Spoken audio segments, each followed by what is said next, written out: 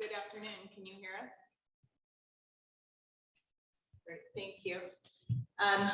Well, with that, I will call the Monday, June 20th, 2022 Design Review Committee meeting to order at 3 o'clock. For the record, I can see that both appointed members of the committee are present via Zoom, as well as staff members, planning official Thornborrow, planner, associate planner Veal, and then a representative from the legal office, Spencer Geyer. There is one change to the agenda that I'm aware of.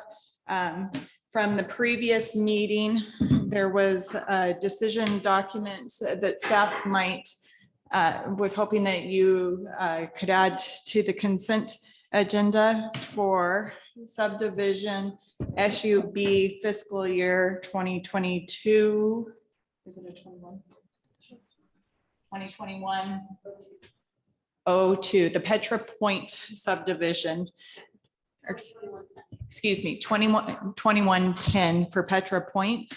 And that decision document, hopefully you both received it, was sent a little bit earlier this afternoon by Hanna with the highlighted changes highlighted, or with the changes highlighted, excuse me.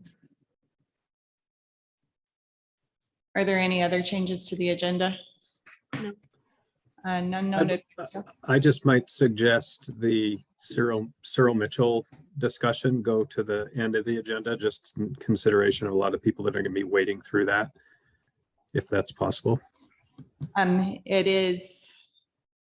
Well, with that, maybe before we go that route, should we see? Can we see if there's anybody online who wishes to testify on that matter?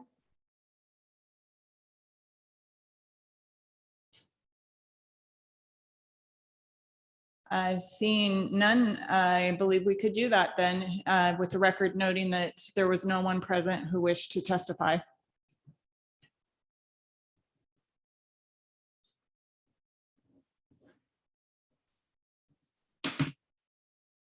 And with that, the consent agenda will consist of the June 6th, 2022 minutes.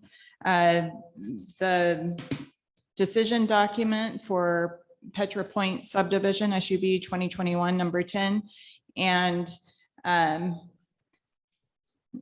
recommendation in the affirmative for CPA fiscal year 2022 number 5 for changes to the Surel Mitchell Live Work Create district. Move to approve the consent agenda as written or as discussed. I will second. All in favor? Aye. Aye. Fantastic. Thank you.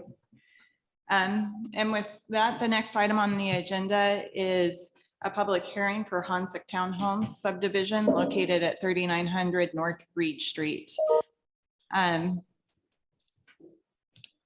Is that, there we go. Mr. Hatch, we'll give the floor to you.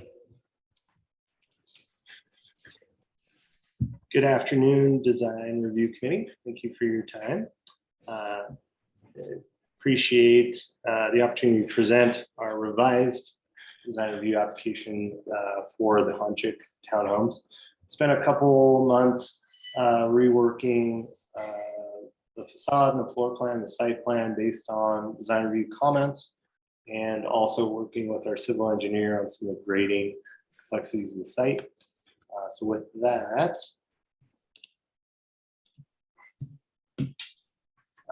let's kind of dive in. So the just kind of refresh, the location is located right next to the Peregrine Park along the river on Reed Street.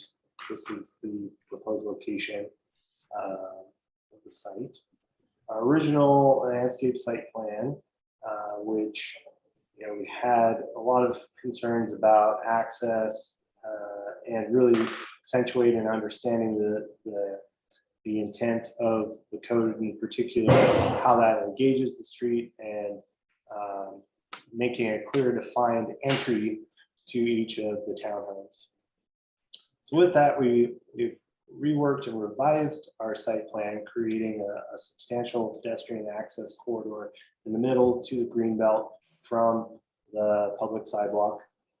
We've also either bumped out or brought forward each of the entries to the townhomes to make those clear and distinct access points into each of the dwellings. So with that, adding a front porch elements and covered shed roofs for each of those, reconfiguring each of the floor plans so that those are defined as well. So the updated renderings now have a clearly defined entrance to each of the dwellings. We've also addressed the public circulation to the greenbelt, clearly defining pedestrian access points. And another view in the other direction. And with that, I think I'll see if there's any initial questions, and then I think Hannah will probably kind of recap her staff report, and then we can go over any additional comments from the commission. I mean, I don't have any initial questions right now. all right, and with that, Ms. Veal, would you like to provide a staff report? Yeah.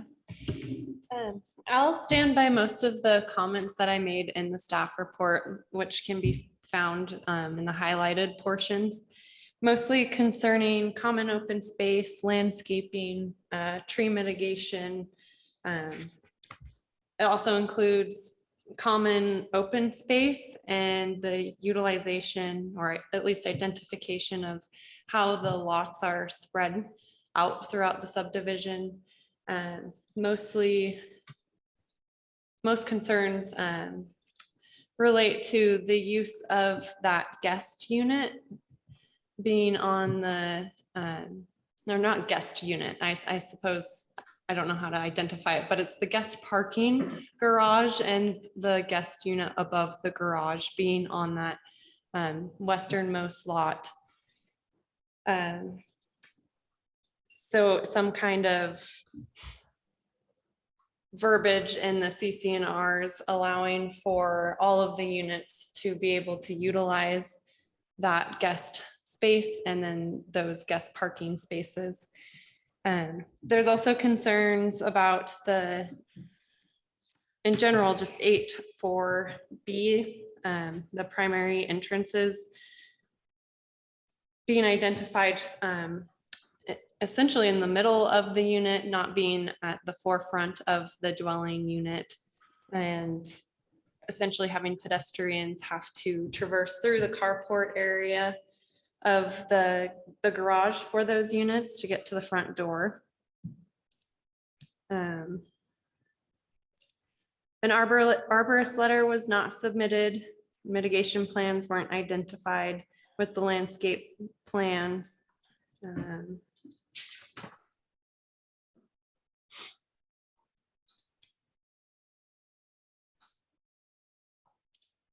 And then just, I suppose I would recommend that discussion regarding what was discussed at the previous hearing, which was March 3rd,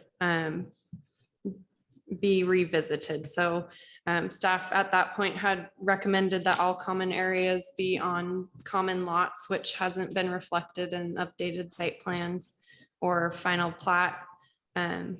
Pedestrian access is a major concern. And then those dwelling units being compliant with 8.4B, the lack of focus on the street perhaps needs to be discussed as far as design goes. And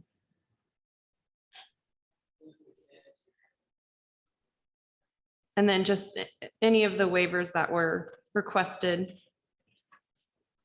as part of the submittal, and then also what staff has drafted in the decision document. So with that, I stand for questions.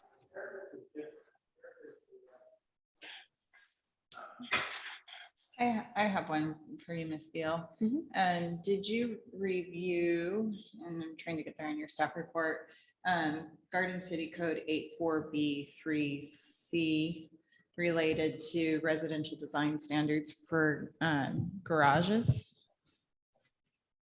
Yes, I did. So Would that, in your opinion, be another conflict with code? yes. Thank you.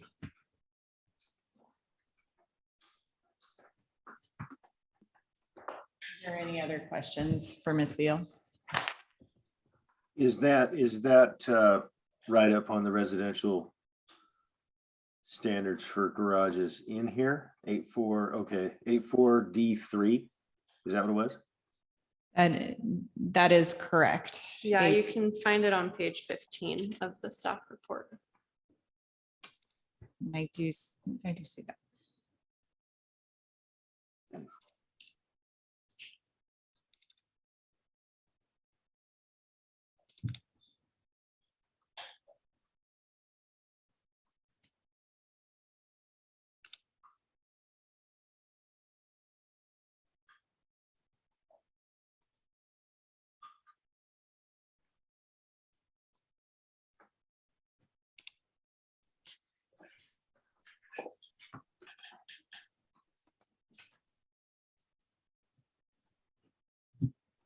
All right.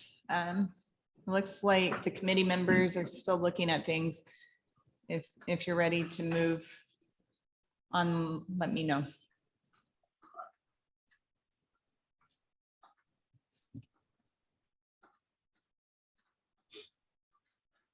I guess I think we can, are we gonna move into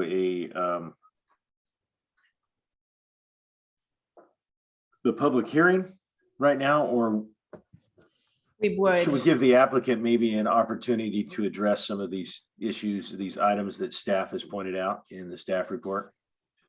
Or do we- before we move there, I might suggest that we see if there's any members of the public Okay, to testify so he can do a full rebuttal.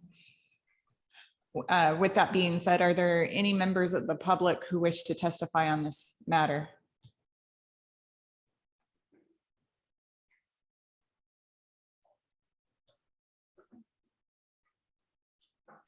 Seeing none, we'll turn it back over to Mr. Hatch. Thank you, Jenna. Again, Commission, appreciate your time today.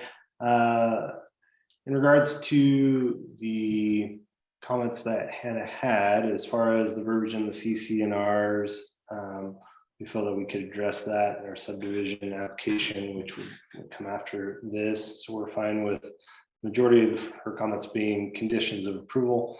And so that those are clearly noted and identified as conditions.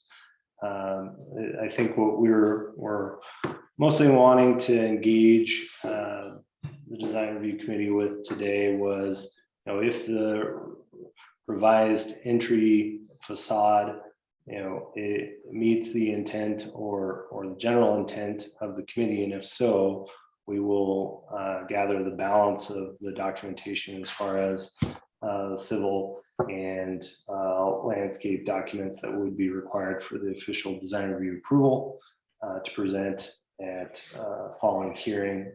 If the committee has comments or revisions due to the nature of the subdivision, we want to make sure that we have kind of a clear understanding of the design intent before finalizing the engineering on the project. Jeff, can you quickly bring up that 3D front view that you showed in your presentation? Certainly. So I may not, the most current resubmittals I'm looking at are March 2nd. Is there a newer version than that, Hannah? yeah, I guess I'm seeing the same thing, as I don't have anything in my packet that's, I still see carport, the entries way back in the carport. Mhm.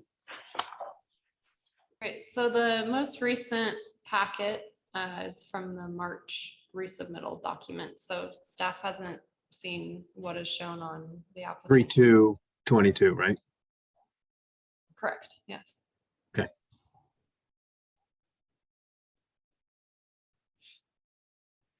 Yeah, so to answer your question more appropriately, Commissioner Hurd, what we are showing on the screen right now would be the intent based on the feedback of our previous hearing. Okay. And So we it would has- like so what- to provide the balance of the documentation as far as the updated landscaping, the arborist list, civil engineering required as a response to what feedback we get from the updated architectural that we're presenting today. So that when we meet with you again, you would have a complete cohesive submittal with the balance of the documentation. So we don't need a laundry list of requests from Hanna again.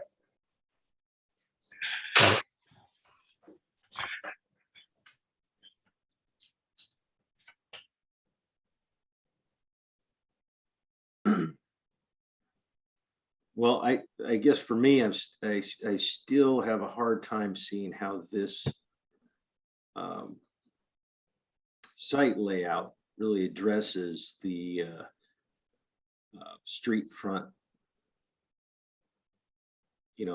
connection being pulled back as far as it is with basically primarily vehicular circulation that separates the units and the street frontage. Great question, Commissioner Labrie. So Reed Street is relatively small street. It seems like ACHD from their staff report doesn't intend to widen this much or make it much more than kind of a residential smaller street. With that, the amount of circulation and density that we're proposing for the site really constituted the conceptual design for generating some sort of circulation within the development. And with that, there were a range of requests and comments from our previous hearing where we wanted to engage pedestrian access on the site in relationship to the street, but also the circulation to the green belt. And so, pulling the porches out, adjusting landscaping so we're accentuating each of those entries, and then creating that circulation pathway more centralized, breaking up the buildings was really how we wanted to propose responding to that request. It's a predominant kind of solution. Yeah, I think, and I'm glad to see that we can actually see we can see the entries to each unit now. That was a big concern that I had previously. I think when they're in the carports, they're kind of buried at the very back. They didn't. Couldn't see Yeah, them, and it wasn't really meeting the intent of that code. So we definitely wanted to make sure that we responded to that request more significantly. Right. Yeah, I think that box has been checked as far as like we now have an entry that's visible and accentuated as an entry. But I agree with Brett. It's still you've in essence created a private street, and the entries are on that private street, not on the public street, which is what the code is asking for and looking for, that has that engagement with the public realm. It has engagement with the private realm and a street front, but it's a private street front, not the public street front. So I think that's just a big picture item, and it's a big change. It's a hard thing to accomplish, to engage with the public realm when you've created such a large distance between your project and the public realm.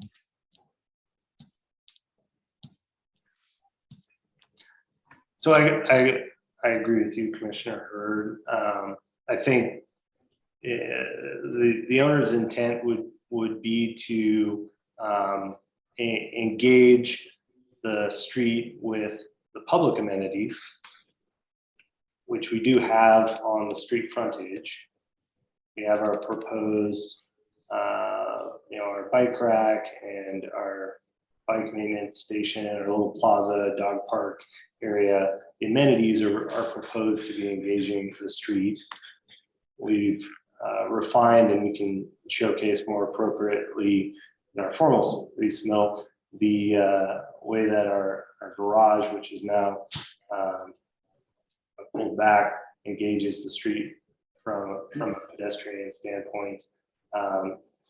So I feel like we've made some strides and concessions towards meeting the spirit of the code without pulling everything directly up on the street frontage itself. So I guess the question would be, with those intentions in mind, is there a path forward with the owner's current intent? Can we request a waiver for the balance of the departure or slight departure from that code, or does the committee have any considerations along other things we can do to continue to address engagement with that public realm?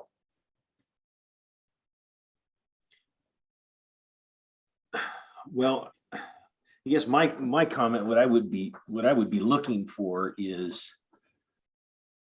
in pulling all those units back and having that disconnect, what have you done that enhances the connection and doesn't detract from that? Or would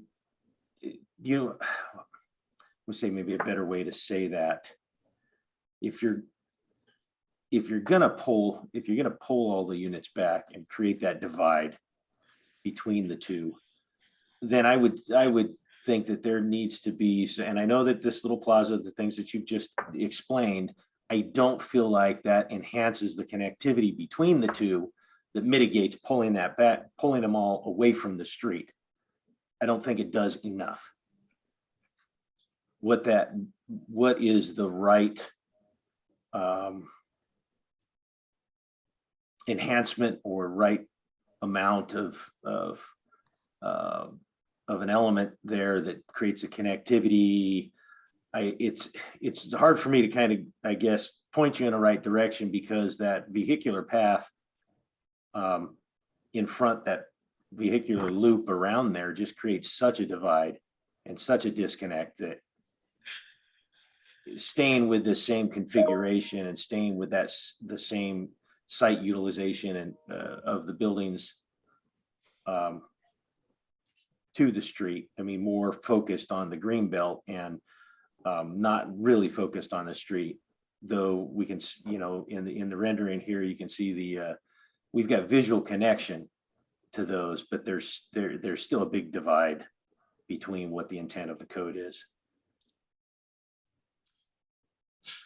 I mean, even going as far as to splitting the building in half and adding a kind of broader 6 foot wide walking path through the middle of the site to really try to break that up and pull that public space in. And that brings it connectivity from the green belt to the sidewalk, street sidewalk, but it's not providing that connectivity to the units to mitigate how far they're pulled back, and the driveway that separates them from the street. Yeah, and even in the rendering you have up now, that divide between the units doesn't jump out as like, oh, there's the green belt, I'm going to go through there. I feel like that's a public path. Let's go this way instead of that way. Yeah, it's a 3-story canyon.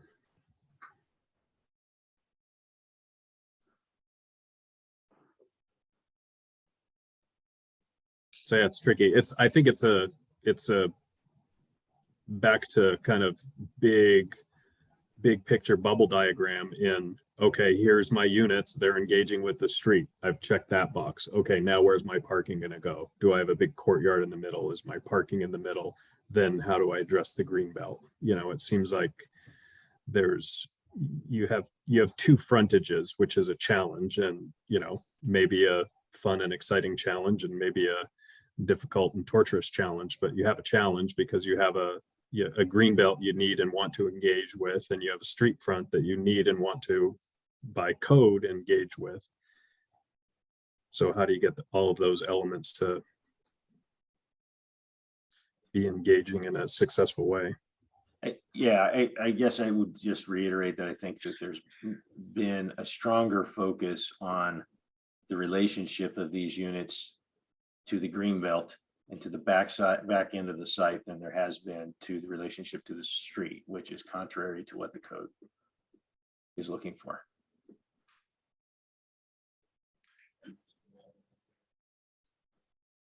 Okay. To Commissioner Hurd's comment about the pedestrian path, I think we could do additional architectural attention to this, create an arbor that helps focus and make this a more intentional pathway to accentuate and make it more inviting. So I think that there are still additional features and amenities that we could do to maintain this. What my emphasis or continued request for trying to achieve an appropriate level of public intention to that code is, if we looked at taking this, rotating these buildings so that they're all accessed from the center, having one center access point. We've engaged the street with one building and one structure, but the amenities and everything else has been privatized. And we really wanted to try to downplay the massiveness of the structure on such a small road, and really try to accentuate the amenities and the pedestrian activity, which we envision and quite frankly have designed this so that you're not using your vehicles as much and you're really wanting to engage in that activity. So activating the street with the amenities, trying to focus those as the intention both for the users of the space, but also for the general public to enjoy. And so if there is a consideration for a path forward, creating an accentuation here to help guide and focus the intention on that public pedestrian walking path amenity, I think we'd be interested in pursuing that. But I also, understand there may be a slight waiver request involved with that in order to do so. Wanted to see what your thoughts are with something of that nature, Commissioner Hurd. Yeah, I'm not, when I look at the site plan and I take that, that shape of the public amenity that you're calling it, which is mostly sidewalk and mostly required perimeter landscaping and street front landscaping. If I take that blob of public amenity, let's call it, it's like 15% of what is hardscaped in front of the units, right? So in front of the units, we have sidewalks, we have internal sidewalks, we have carports, we have driveway, we have parking pads. So that the public amenity that, you're trying to convince me is such a great thing because that's what engages with the public. It's still just a small percentage of what is basically, asphalt and pavers, right? Which does nothing for the public in essence, right? So I'm having a hard time seeing that, the public amenity, as you've called it, as something that's like, oh, this is so great. It distracts me from the fact that there's, 4,000 square feet of asphalt behind it.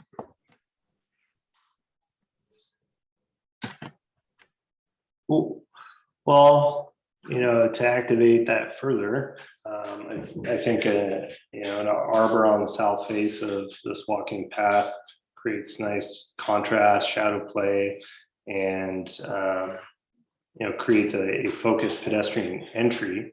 So it addresses, again, the human scale factor. Beyond that, the front facade here with the bike repair station and our small dog park area, we could probably accentuate this further with some nice public art to again draw attention and focus in on those pedestrian amenities. If we look at engaging the public with this focused entry arbor and some tasteful, pedestrian engaging public art, would that be more in line with the intent? Are you proposing that the pedestrian alleyway to the greenbelt is the public realm? It will be. It has to be. There's not really any way to secure that. We're not going to gate it. So absolutely the public can come and go. They probably will. I mean, that's kind of the intent. Yeah, I understand that. I still don't think it's accomplishing the goal.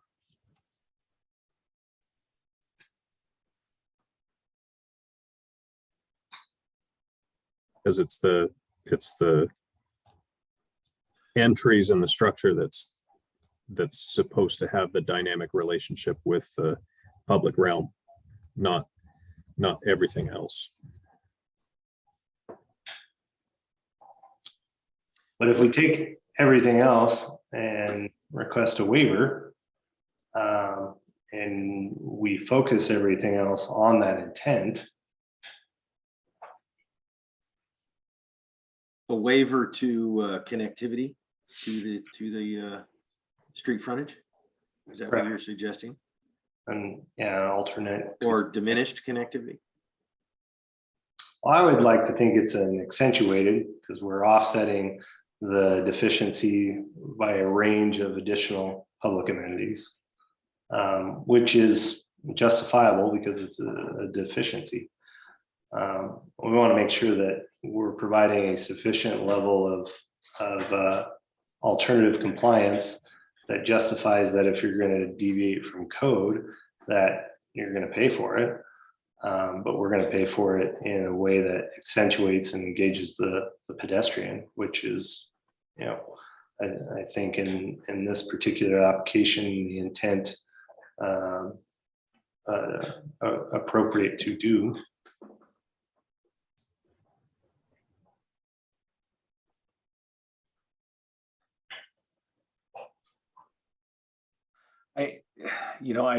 I would think if that is the approach that you're wanting to take, and there's an aversion to bringing the structures up to the street, then that would have to be pretty significant connectivity there, i.e. not a small path between the buildings, but really something that was very distinguishable as, oh, this is a pedestrian connection to the greenbelt. And I don't feel like I'm squirting through two large structures and wondering if I'm getting away with cutting through somebody's property, or if this is a really enhanced connection. Now with that, is there a way that this isn't a loop, that there's two drive accesses, and you can't pass through the whole central piece, and that central piece really takes on this feeling of a plaza that kind of reduces a little bit as it goes through the buildings, albeit maybe you're quite a bit wider in that separation there, I think, to make it feel inviting. But as you move through there, and then it widens back up, connects you to the greenbelt, and so on and so forth. I just think that it would have to be something like that to consider that you've really taken a direction that mitigates the fact that your buildings are pulled back and you're providing something for the public realm and the public to utilize an enhancement that gives purpose to what you're wanting to do here. If that makes sense. No, I think that makes perfect sense, and that gives me a fairly clear directive as far as that expectation that I think we can act upon. So I think that I would recommend. Any thoughts from you on that, Derek? I mean, I still think it's going to be ultimately it's going to be some kind of a waiver then. I mean, because it hasn't really met the threshold of exactly what the code's requiring. Mhm. Yeah, and as you were articulating, the waiver is, you know, we're going to do this instead of that, and here's all the reasons why it's just as great. Not we're going to do this instead of that because we don't want to, or because we think this way is better, even though it's not meeting the code. So it's got to be substantial.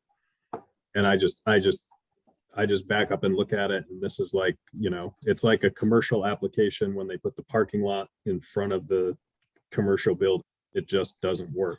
So right now I'm in a place where it just doesn't work. There's a driveway in front of the homes which are supposed to be engaging with the street, and that's just a big picture thing that is going to take a lot to turn around and have us look at it and say, oh, this is a driveway in front of the street, but it works because look at this. And I'm not seeing that right now. Well, we got our work cut out for us. You I like do, you that. do. I appreciate this dialogue, and it gives us kind of a nice expectation that we need to work towards. And I think without going through all the, you know, the fine print of Hannah's staff report, I think you can read that and understand some of those intentions, and, you know, don't come back in the next version without addressing those in a successful way, because I think those were all kind of written clearly and pointing to the code items that need to be addressed with that. So make sure you address all those as you return. Understood. And I might throw out there on our side of Zoom, Ms. Veal made a pretty good observation related to the pedestrian connectivity that's been being discussed, that perhaps there's also an opportunity to address the adjacent park when you're thinking through that as well.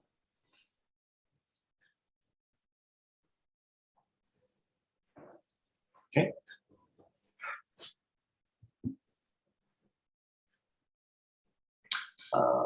So if it, you know, is of consideration with the commission, I would propose that, you know, we table the application, bring back appropriate response to your comments, as well as the requested items as indicated from Hanna and the staff report.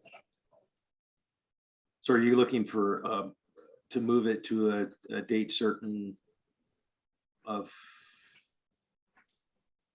a design review meeting in the future? And when would that be? How long are you?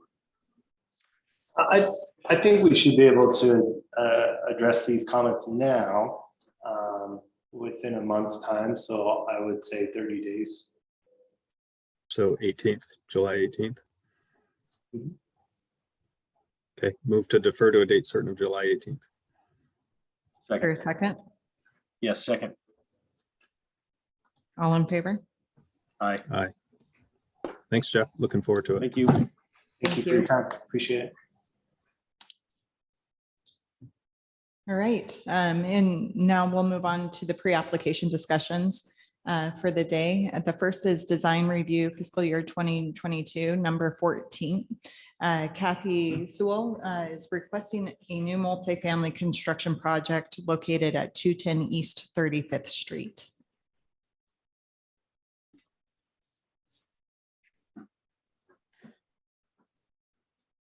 Hello, everybody. There's Kathy. Yeah. My name is Matthew Cameron Clark, and I wanted to do a quick introduction if I could. This is a project that I'm working on with my partner, Bree Katz, along with Kathy. And I wanted to provide a little bit of context about what we're trying to do. Before we get into the questions. First of all, just thanks for the time and this process. I'm relatively new, about 3 years into this new career in the development and placemaking world. I come from a background, 25 years in the nonprofit arts. Produced a play at Surel Mitchell's house, who was a dear friend and a collaborator.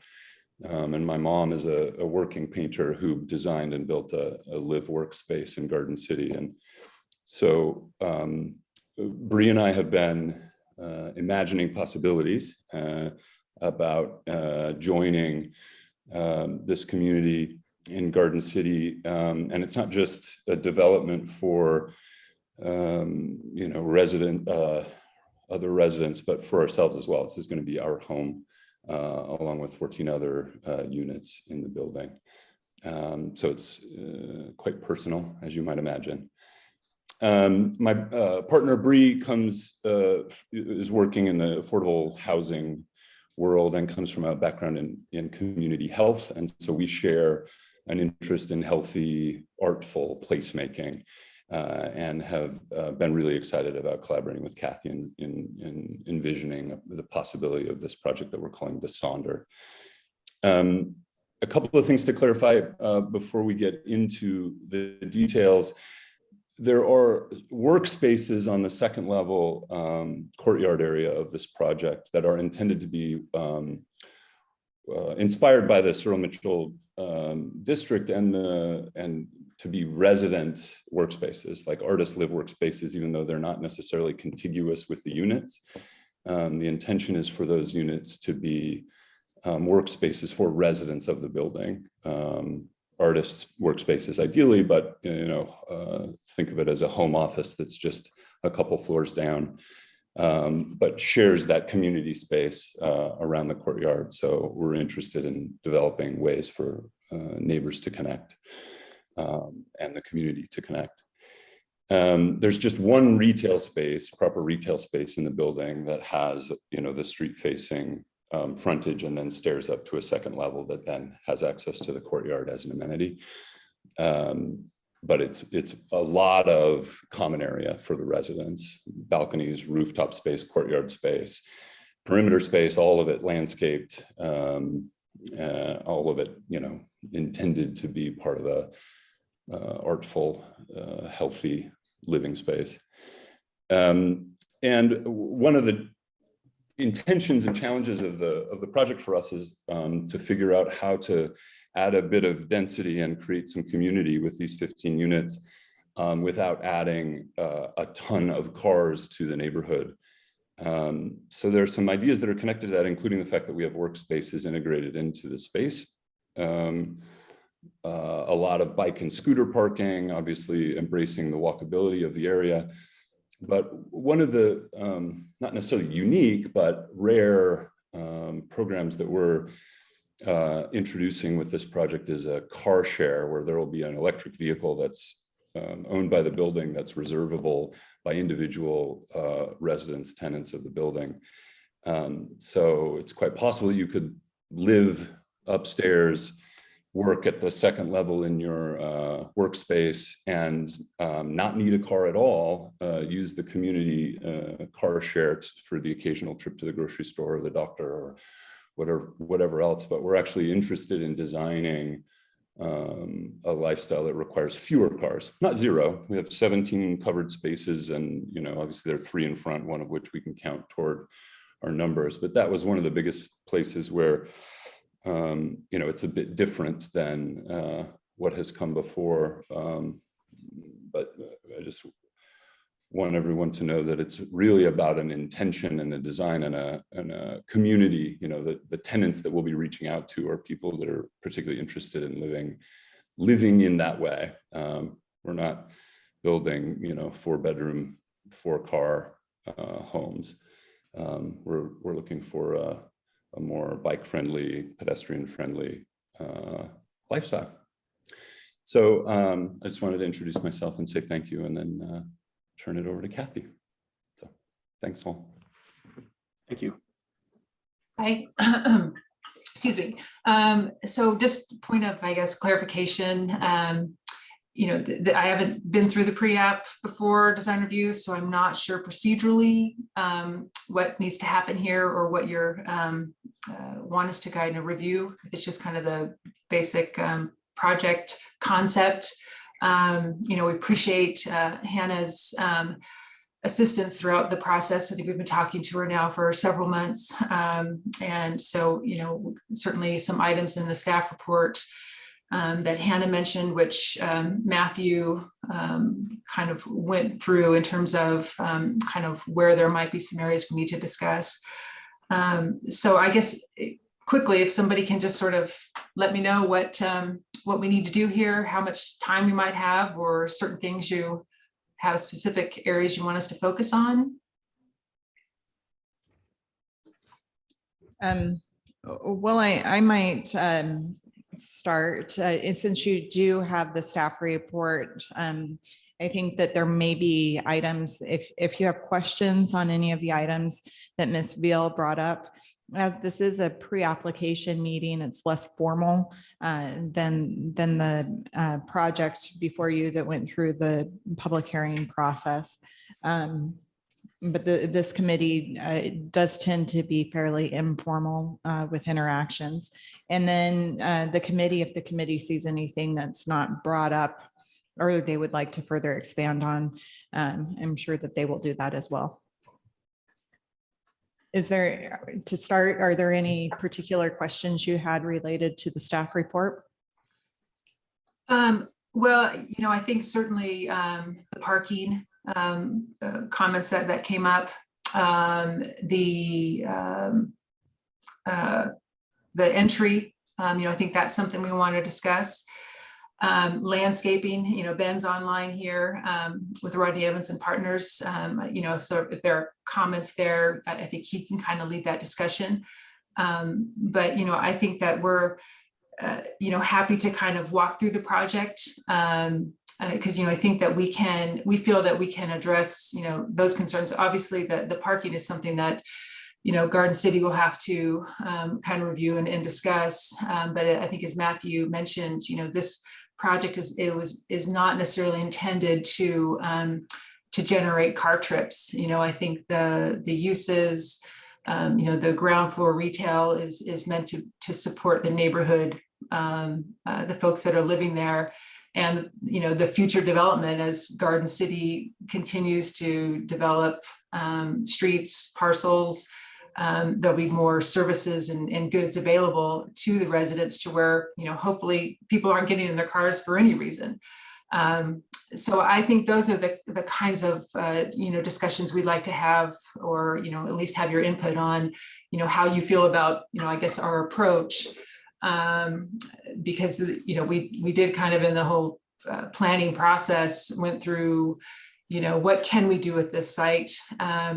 We reviewed the comp plan, the Surel Mitchell work, live, create district, and to take what is a fairly, this is a small lot, and in the comp plan and in the live work area, there is that mention of sort of maintaining these small lots, subdivisions, rather than creating these sort of larger consolidated lots, which certainly allow you to develop them and provide, a lot more parking, or the flexibility to park on the site and do that. So really, in terms of what we're trying to do here, we are, really pushing what the site can hold in terms of parking, but still provide what we think is landscape area, pedestrian interface, and uses. So anyway, I think I kind of went off track there, sorry. But so I think certainly in terms of, you know, the staff report, I guess if I can just maybe walk through the project real quick. Does that sound good? Sure. That's great. Okay. So I'm not sure, can I share my screen? Yes. Can you see it? Yes. Okay. So just to orient you on, we're on 35th. And currently the parcel has, which this is a question that we do have from Hannah's report in terms of the sustainability, I think development points. You know, currently the project has it is developed. It does have improvements. It has 2 structures on it that serve as residential uses. And so I think we just want to understand moving forward that when we reviewed that code section, it looked like we were exempt from that because of the previous development or the existing development and our proximity to, I believe, residential density and other kind of walkable. I don't have the code in front of me, but I thought that we were exempt from that.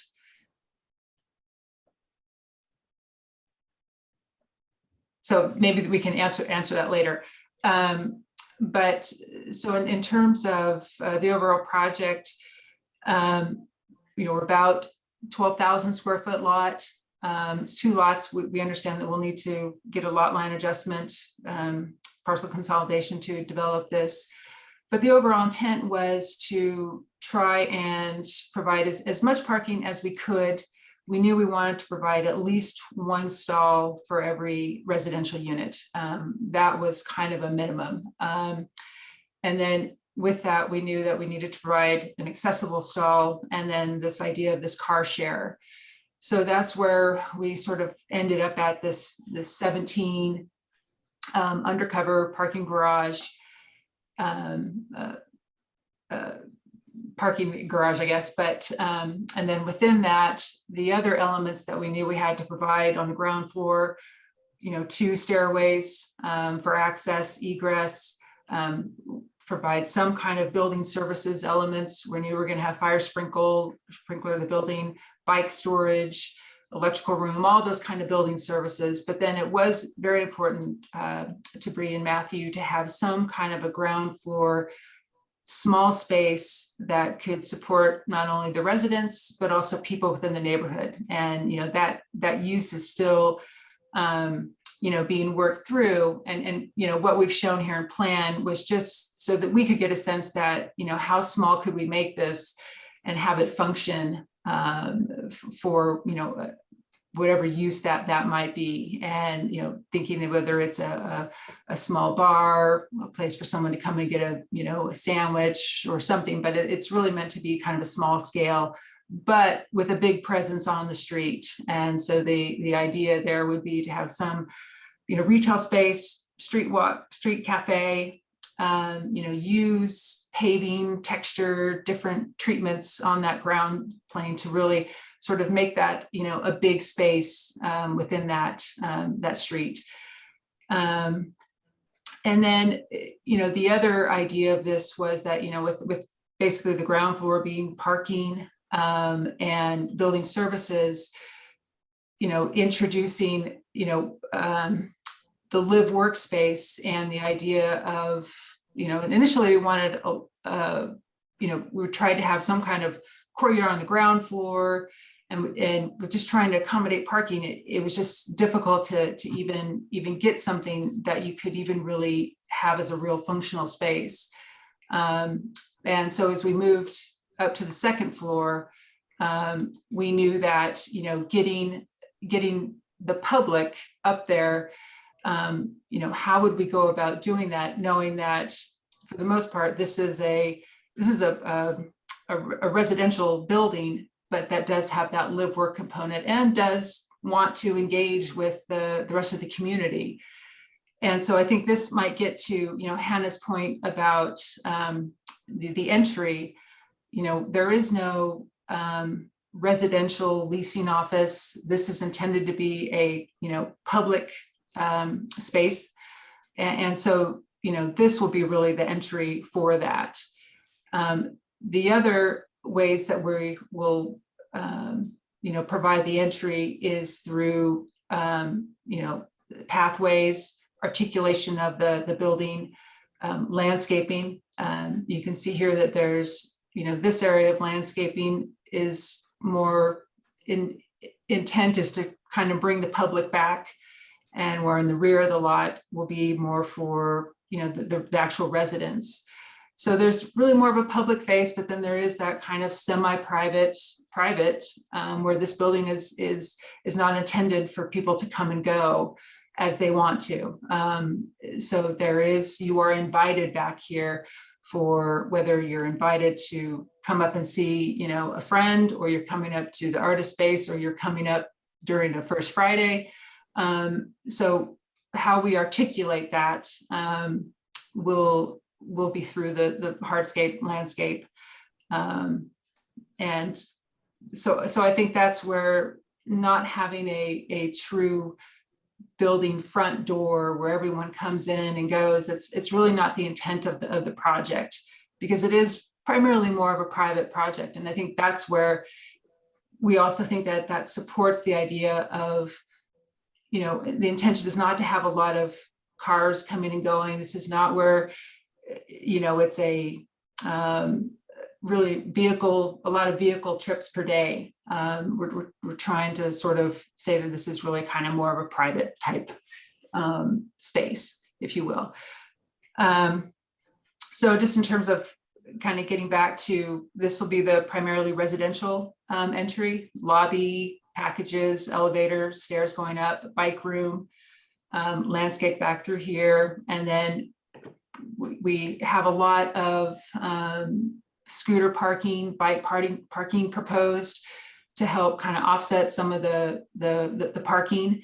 But the idea there was that we didn't want to have those, the scooter parking, the bike parking take up space, anything that requires, 2 wheels, 4 wheels, basically takes away from where people can be. And so we wanted to bring those kind of back in here, help bring people back. And because the courtyard looks out over on this side.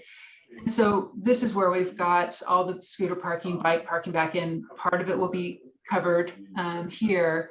But then to use this stair as the way that people might come up to that second level courtyard, do some a little more glass in here, widen this up a little bit. And, Ben will discuss some of this, but, where we've sort of pushed a little bit on the landscape buffer, we think that the intent is that this will be, really a nice, welcoming experience back through both of these, with the plant material, the lighting.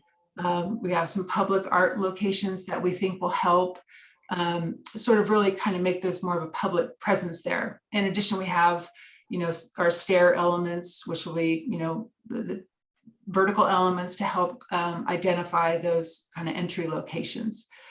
So it's not a one entry building. It's not intended to be that. And so I think that's where we think that we can accomplish, making sure that the people who come to the site know where to go. Certainly on a first Friday, there might be something out in the sidewalk saying, hey, people park around back, come up. But the intent is that after the first Friday, everyone's going to know, how to get to the building, and we'll be good to go. I guess the other kind of areas that we had some serious discussion on in terms of how the site laid out, we'll have an internal trash room, and we talked to Republic Service, and initially we tried to push this back a little farther, but they have certain requirements. They will only service something that's within 12 feet of a curb. So, so the door ended up being, along in here. But we think that, minimizing, I guess, as much of an impact as that can have on that street, we'll certainly do in terms of, cover it, conceal it, close it. But just in terms of how that ended up where it is, that was just from conversations with Republic Services. But I guess then, so really quick, this is all meant to be open, inviting, bring people back. And then once you get back in here, it's more slated for the residents, being a walking path, different kind of landscaping through there, but more private, gated. We aren't proposing to redo, the fencing through here. That was one item in the staff report that we did not address in the planning, but that will be new fencing through there. Okay, so moving up to the second floor, this is where, as a resident or visitor, elevator, come up into a lobby, additional restrooms, and then out into the courtyard. This are the separate lease space, the workspace. So they're covered walkway through here. Each tenant has their own face on this courtyard. And then we have some exterior deck areas for the tenants to come out and use. And then 2 additional lease spaces here. This is intended to, we are thinking it's likely associated with that use down below, could be a separate one. But as you come up the stairs from that ground floor, you come out into covered area, all open. The idea that people can come out onto this balcony, activate that street from above. This is open from below, so you'll be able to, see through back into this courtyard area. And then here's back into that trash area, perhaps a warming kitchen. That's an idea for potential events that might come up first Friday, that might be something that could be used for bigger events there. And then this will just be the outdoor courtyard area with some landscape screening buffering along this side. It's we've left it open just to keep it flexible, but we anticipate, there might be pots, the artists, whoever might be in here can help, kind of, activate that courtyard with their own sort of goods. But then as you then continue to come up, stairs, come back in here, shared locker storage, laundry. We have small units. That's one thing that we did, that Bree and Matt wanted to come forth with, was small units, not intending to create, kind of a place for larger families. So 1-bedroom studios, and there's some 2 bedrooms back in here. The idea for a couple, single mom with a kid, single dad with a kid, but then each has some their deck areas off of that. And then come up to the 4th floor, basically repeat the 3rd floor, and then up to the 5th floor. And this is where Bree and Matt have their own unit, exterior deck area for each. And then stepping back here, so we have two additional units here, rooftop equipment area, deck here is green roof below. And then coming up to the rooftop deck area, Bree and Matt's private rooftop deck, a common greenhouse, community garden area here, trying to just create this private to semi-private to public. And then up here is kind of just a much larger community space for the residents, be a fire pit, some planting, raised beds along in there. And then just quickly, I guess, going through the exterior, proposed materials are primarily brick with some stucco, likely some concrete on the ground floor. And then, back in here, so this is back in that balcony area, which will be tucked back in, introduce maybe some warmer wood, some wood siding. This wood siding would then kind of wrap its way back into the courtyard and become the entry element for each of those workspaces. Then up here, covered, protected balconies for the tenants. And then this is that fifth floor balcony units that are stepped back. Lots of glass here at that retail, or not retail, but that ground floor component. And then as you come along the east side, this will become the resident lobby entry. Use our, stairs, some kind of a taller element to introduce some art, possible some art in here.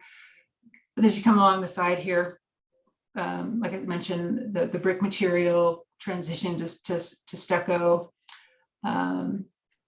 And then this would be the back side, the rear. Continue that brick along the second to the fourth floors up there. Concrete in the back here with some screening. We're going to have an open garage. So it will not be a mechanically ventilated space. So we will have some open areas in there. We will screen them. We'll provide some landscaping along there to help with that as well. But then these would be the workspace individual balconies on that back side. And then here's kind of a view in that courtyard from the west side. So here's, this down here would be where the scooter parking is.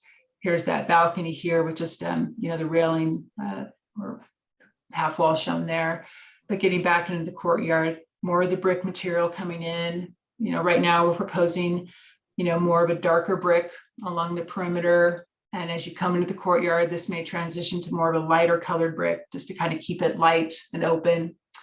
And, here's just another view. This would be the view through back to the street. The other side of the courtyard. And then I guess if you want me to turn it over to Ben, I can, or if I've talked too much, you want to ask questions, just let me know, or if I.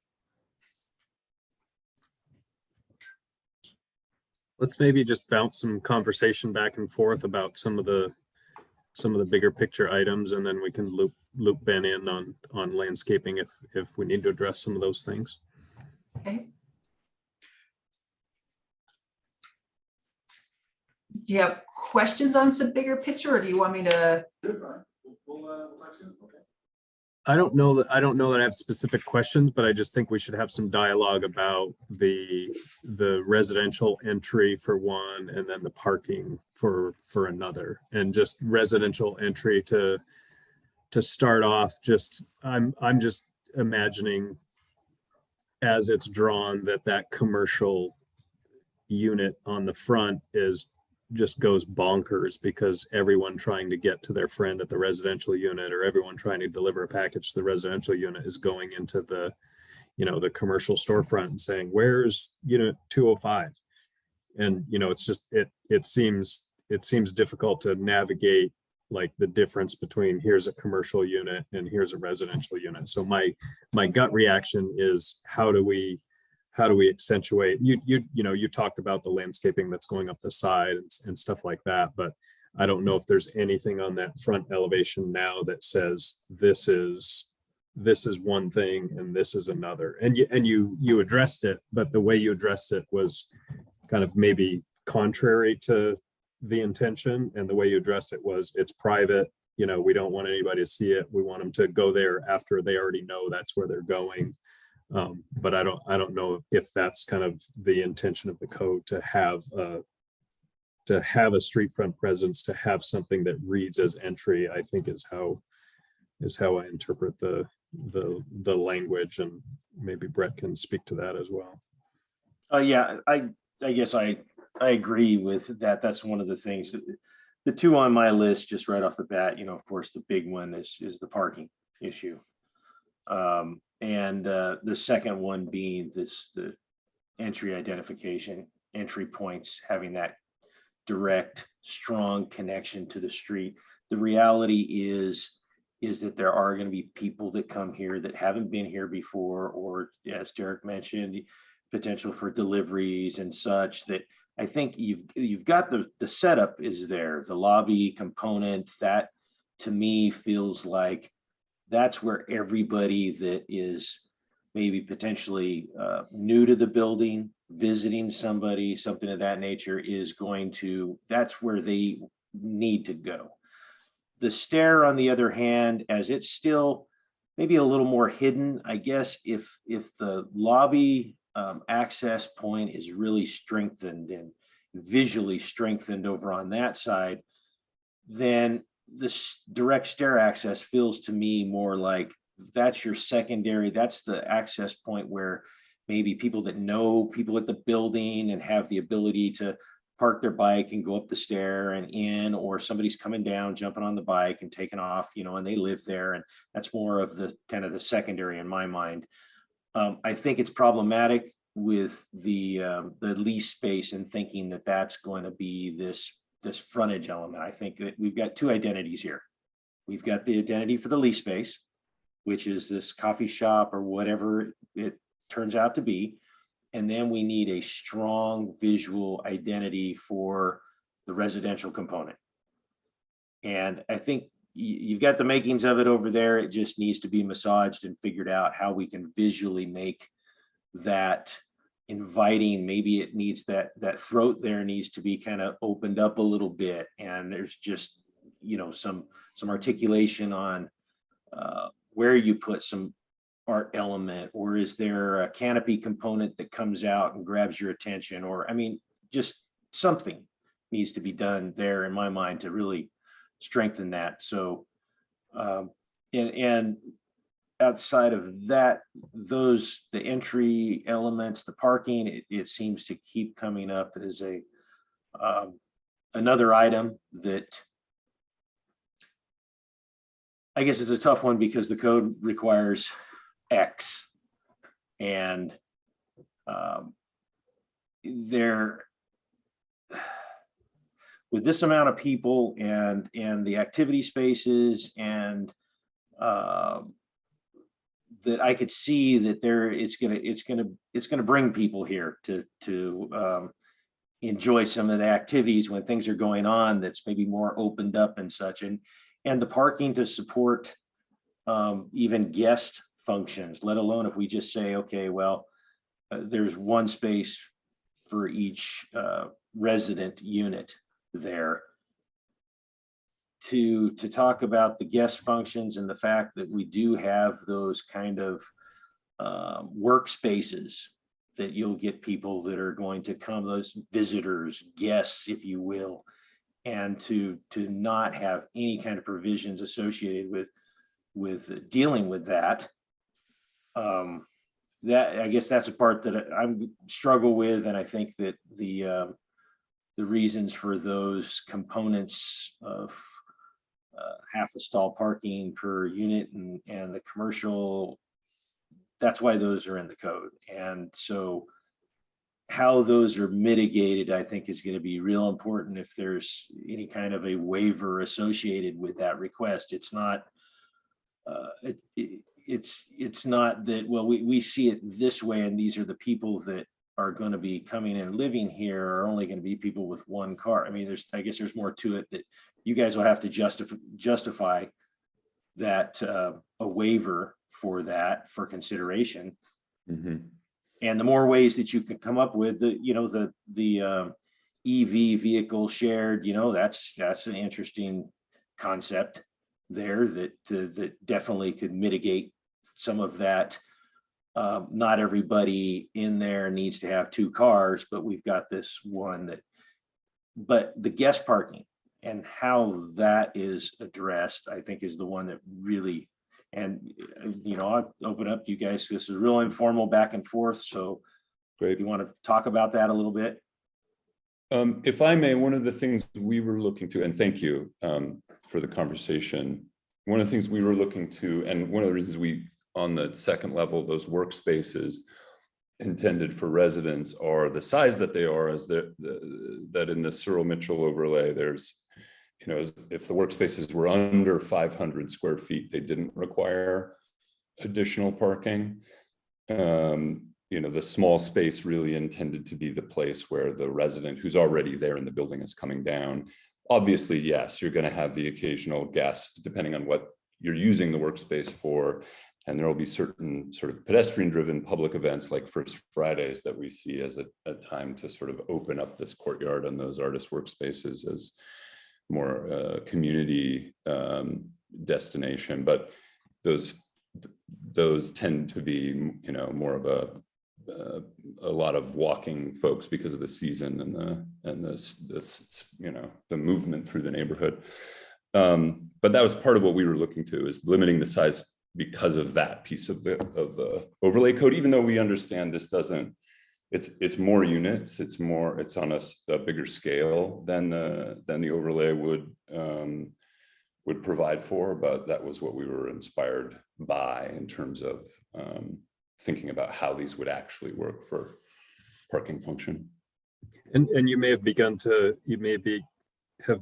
discuss that, though. Is there a reason that you did not use the overlay as the guiding principle? Was there something that said, oh, we can't because of this? Well, I think there were there's some, it was limiting the number of units that we could do. Okay. Yeah. The primary one. I think it was, you know, that we wanted to exceed, we thought we needed to exceed the 45 limit height, which, you know, our site's at 12,000. And we weren't quite sure with trying to provide the parking on the site that we could maintain. I think it was 55% coverage for developments of our size. So we certainly looked and read through the Surel Mitchell section for majority of everything else, but it was just, I think, those two areas where we thought we just can't, to make this project work, we just couldn't be within the height, really. Mm-hmm. Yep, that makes sense. I was just wondering because there, you know, in looking at it, there are some, yeah, there's some advantages, but of course there's some that just say, no, I'm sorry, we can't use this. Yep. I wanted Ben Semple with Rodney Evans and Partners. How's it going, Brett and Derek? Good to see you guys. Yeah, I wanted to jump in just real quick and point out too, the staff report discusses 18 bike parking spots. All of those are exterior to the building.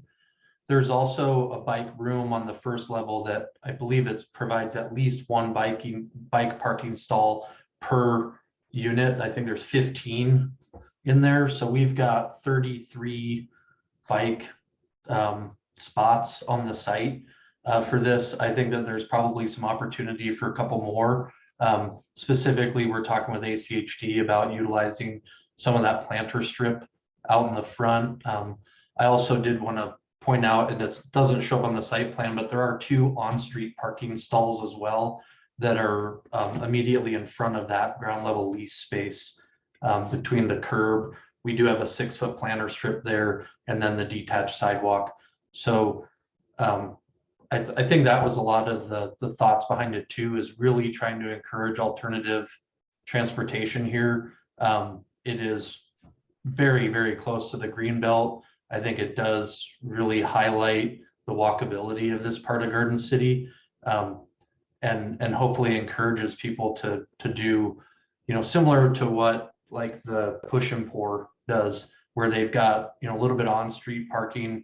I don't know if they have a parking lot at their location or not, but I live up on the bench and I very regularly walk down there, and I think that's a lot of what the thinking behind the parking and trying to get less car centric with some of the developments around specifically this area of Garden City, when we do have good accessibility by alternate modes.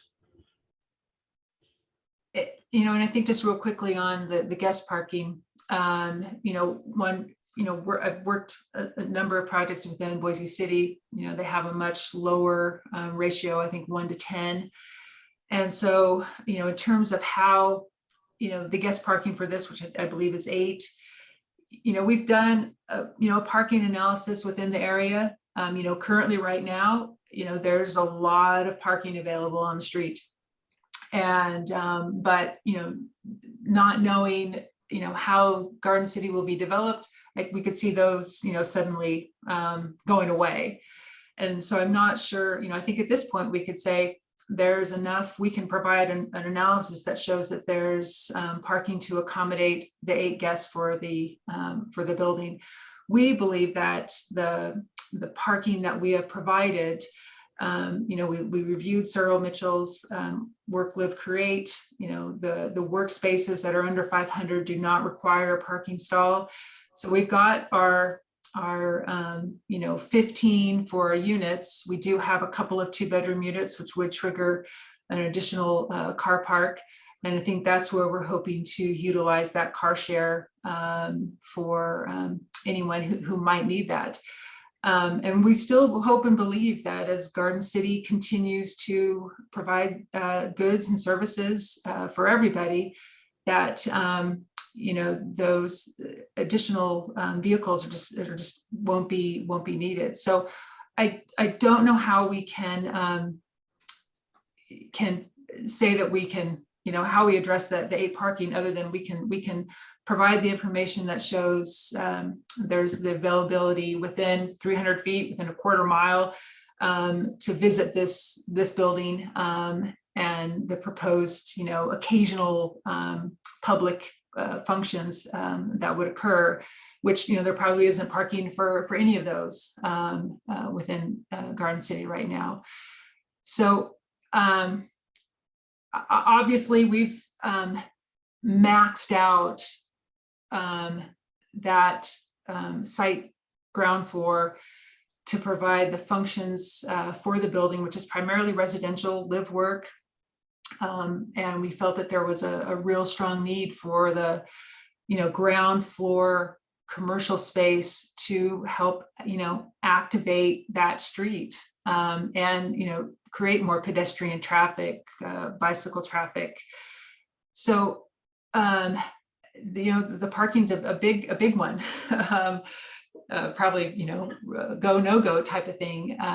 And Bree and Matt from, the get-go came to me and said, we do not want a car-centric project.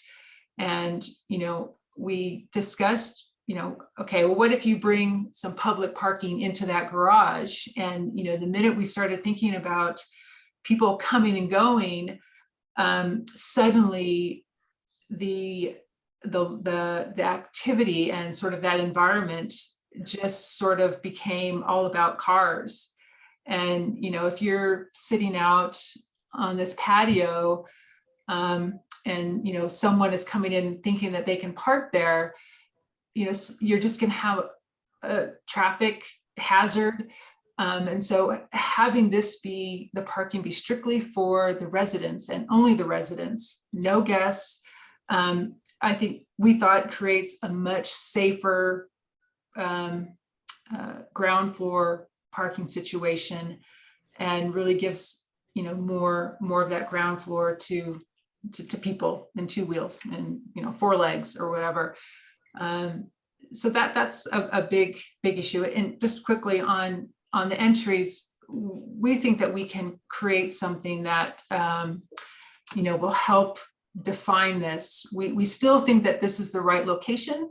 It is, it's primarily, it is a residential building, and it's not intended for the public to be coming and going all day long. I think, because of that, that's where supports our position on the parking, and that we're not intending to bring people here like a hair salon or something like that, where you're going to have constant clientele coming and going. It really is a live work space that happens to have ground floor commercial space that hopefully will support the waterfront district. It'll support everybody coming in through there. I think some clear signage will be helpful for us to, as well, for the front to distinguish. Once we have our retail partner to identify that's what that is, and the Sonder as a building, resident entry and guest entry is up this way. There are ways to do that in a clear but artful way.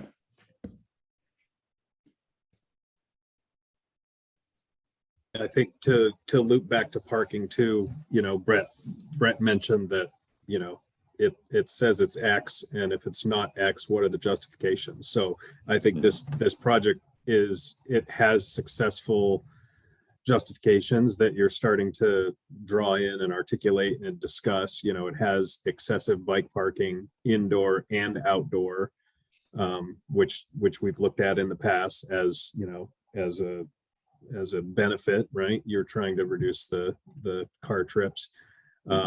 There's also, just as a big picture too, there's projects, you know, even blocks away from this that have this many units, and then it's just all surface parking, you know, and it's just asphalt for the cars, and then there's this many units. So just big picture, you know, pat on the back for actually putting your parking within the structure and under this structure, because, you know, you are using the most of the site, and that has to be acknowledged. So, you know, the other things, the car share, that's been mentioned, you know, in my time here, it's been talked about, you know, 15 times. It's been implemented, never.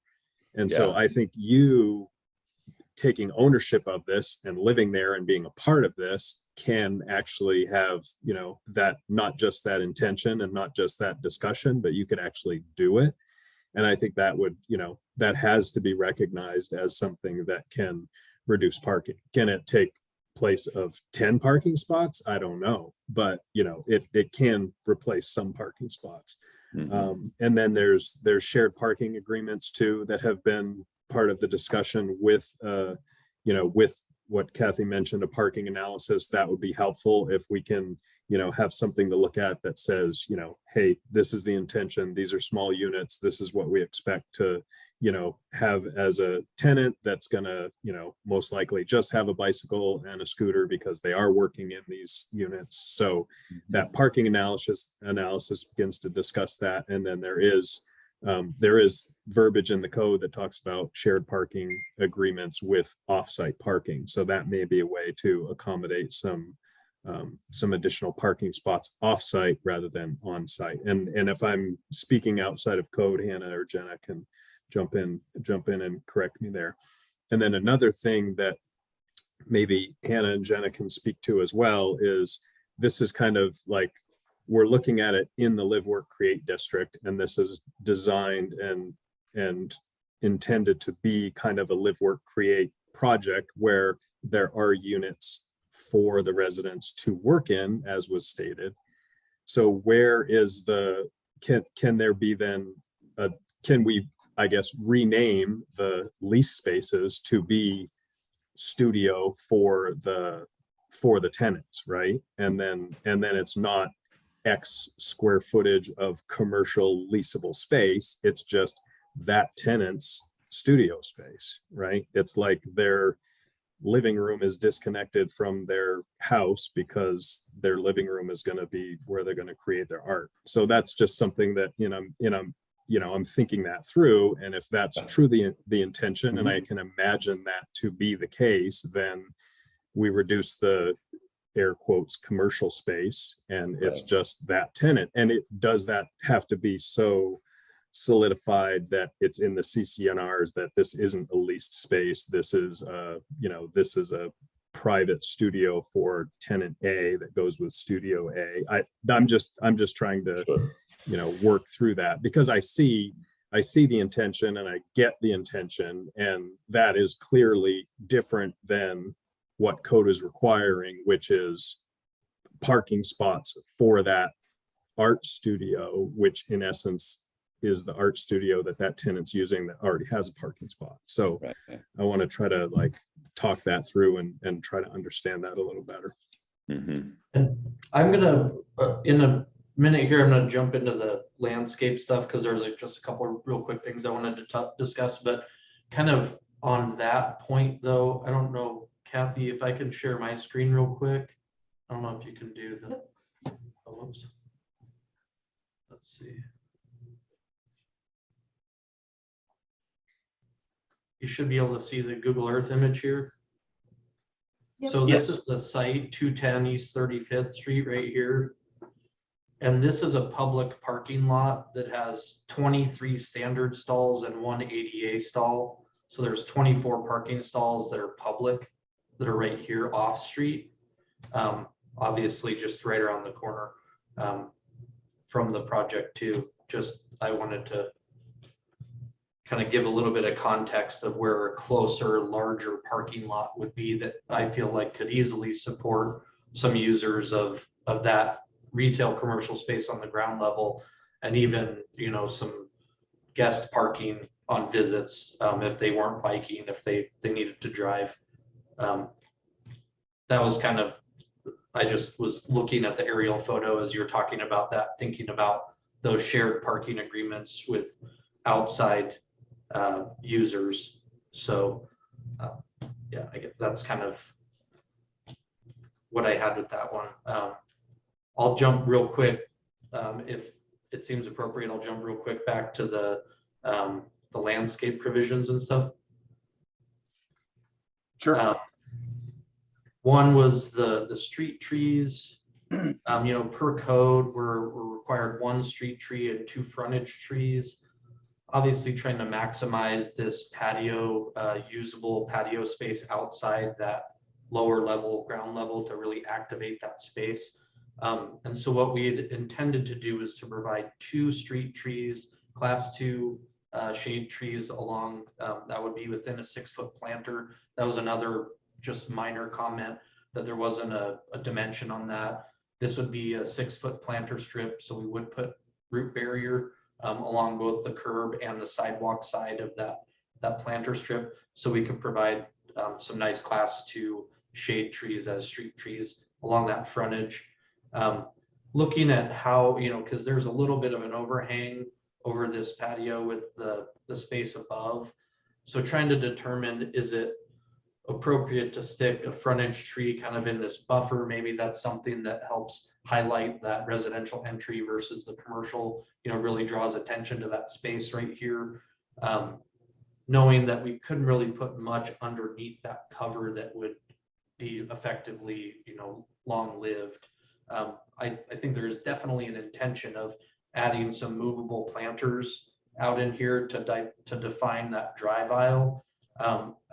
You guys are probably aware there's that Warnroof, I think is how you say it. It's like a Dutch kind of treatment where they've been turning alleys more into sort of a pedestrian space. It's still vehicularly accessed, but there would be, you know, potentially some movable planters along the sides to just sort of visually slow people down and kind of soften that space.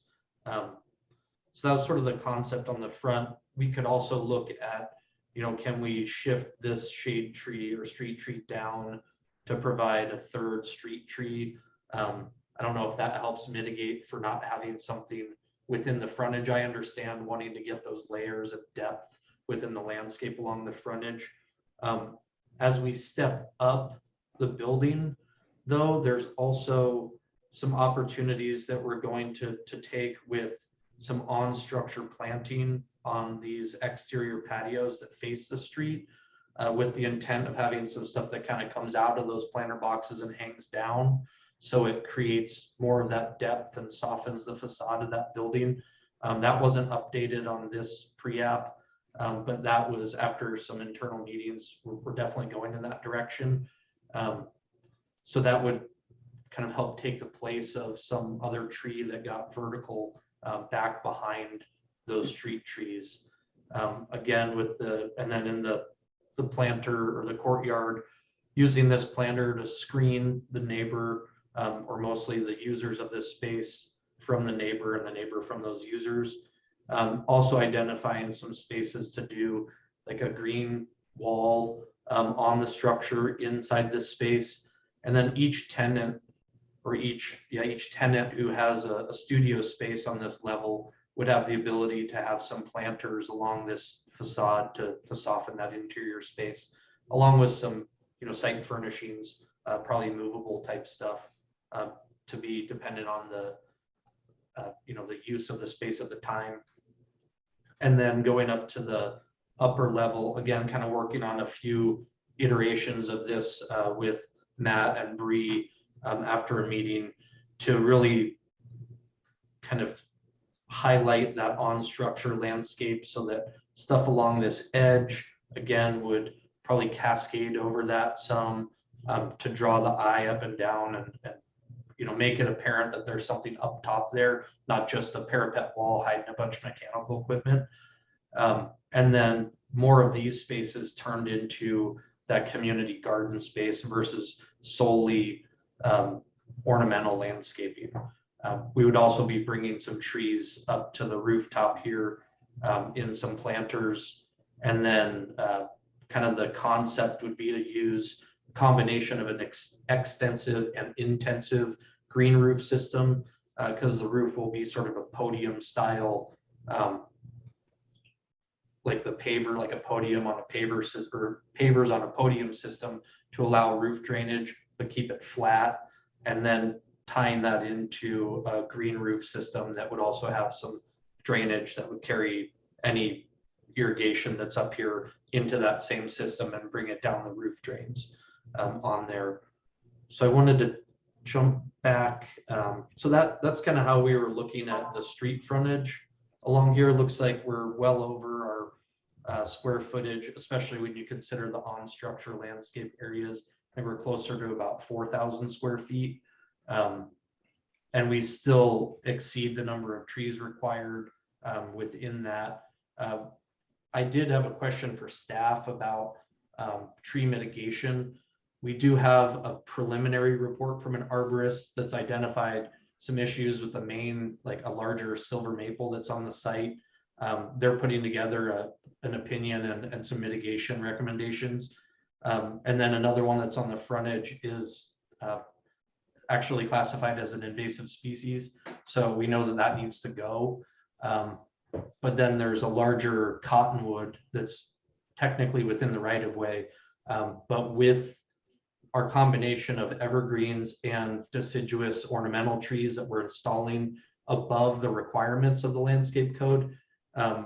Just trying to figure out, do we need to replace some of the evergreens with more deciduous so that we can get those caliper inches, or if there's a conversion of height of evergreens to caliper inches to make sure that we're mitigating. I mean, there's 3 trees on the site right now, one that the preliminary report says needs to be cut down because it's been topped and it's starting to rot from the inside. That would be the silver maple. The other one that's an invasive species that shouldn't continue to be allowed to be grown there. And then the one cottonwood that we feel like with our 31 trees, I think we're only required to have 5. So we have 26 other trees that we're planting on the site. And I feel like that's pretty close to meeting the mitigation requirements for the landscape. The other one, and you can let me know feedback on that. I just got a couple more questions. The perimeter landscaping, obviously on the ground level, we've got 10 feet or more on the exterior here. It does get below 5 feet along these edges. This one is about 3 feet. I think this one gets down to about 2 feet. But again, trying to highlight those entries. And I think obviously going back and looking at how we further reinforce those entries for the residential aspects of this building, how we can treat that. If we can do something that's more substantial in other areas, sort of as an alternative compliance, knowing that we really want those, especially this one, really reinforced to get some extra width on that walkway to draw people back in here.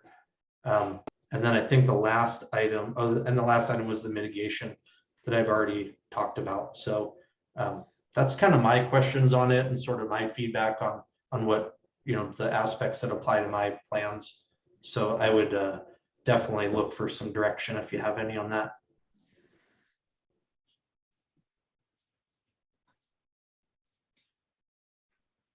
I can speak to at least the mitigation portion. So essentially it would be trying to balance what the mitigation requirements are, which is that 1-to-1 ratio of the healthy trees. So if that cottonwood is X amount of calipers, then you would need to provide those same amount of calipers on site, even if it exceeds the amount of required, like code required trees. So if the X amount of calipers being mitigated for isn't found in what you're providing on site as of right now, even though it's exceeding the code required trees, then you would need to add additional trees to mitigate. So the cottonwood, based on their site visit, is a 36-inch caliper. So we would need to do 18 2-inch caliper trees. I know that based on our, the plant schedule we have, I think we have 15 2-inch trees here, and then we had 16 evergreens. We are going to reduce that number of evergreens, but I would just replace it with another deciduous. So effectively, if we can get to 18 deciduous trees at 2-inch, then we would mitigate for the removal of that cottonwood. Yes, yeah. Okay, great. Yeah, That's not. Yeah. Oh, go ahead. Oh, sorry. The requirement can essentially coincide with each other. So. Oh, okay, great. That's It different doesn't in a have to couple be an years. additional 18 inches. Okay. Additional. Perfect. That sometimes I get confused on that because Meridian's different than Boise, than Garden City, than Eagle, than so that's helpful. Ben, I have a question.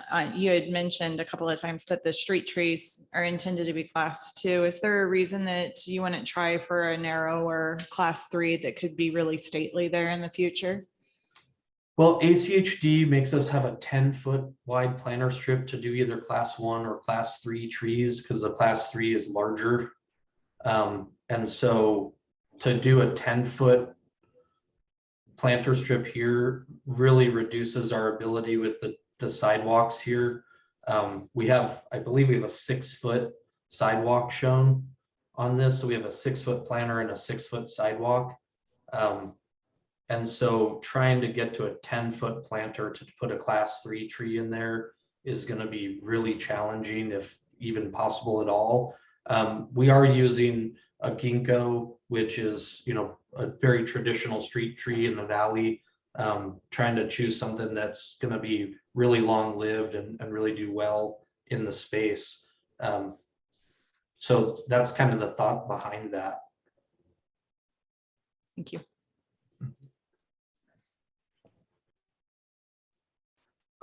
I guess just real quick to reiterate the buffer, is there, obviously, if we put a 5-foot buffer, this is the setback, the 5-foot line right here. So obviously, if we put a 5-foot landscape buffer here, there's, you're effectively not walking there. So if we can find other areas, specifically we have it at 10 feet minimum all the way around this portion of the building, plus some additional areas that we might be able to put some more landscape in. Is there a way to qualify sort of an alternative compliance, knowing that we've beefed up the landscape buffer really where it's primarily against adjacent residential, and trying to create more of an entry feature with the landscape buffers as you get to where the public and private realm sort of interfaces? Kind of what do you feel about that?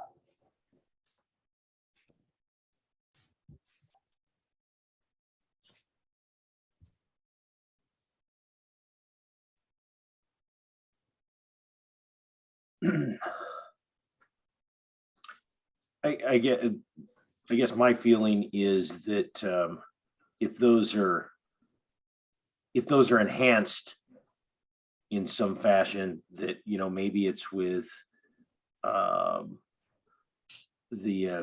type of landscape that's used, or the fencing treatment that creates that backdrop to that landscaping, or that it really becomes this entry component that's helping accentuate those pedestrian connections. That I think that I guess my feeling is that you haven't taken away something without kind of providing some enhancement that mitigates for the fact that it's a narrower. element there. Okay, no, that's helpful. Thank That's you. my thought.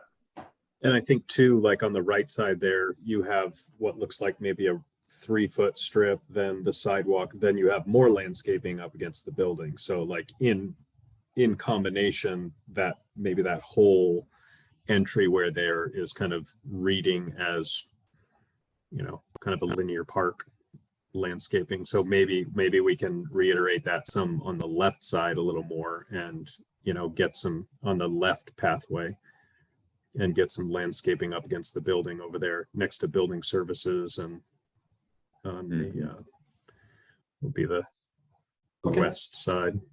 Yeah, And one thing, as you were talking about the landscaping on the upper levels, kind of within the courtyards and things like that, and talking about landscaping spilling over the edge, that when I was looking at that elevation and what that looked like, this is going to come back to Kathy and architectural design is, and maybe a question for Brett and staff is, we have a requirement for, you know, breaking up that cornice line, breaking up that roof line in essence, if it's greater than 50 feet.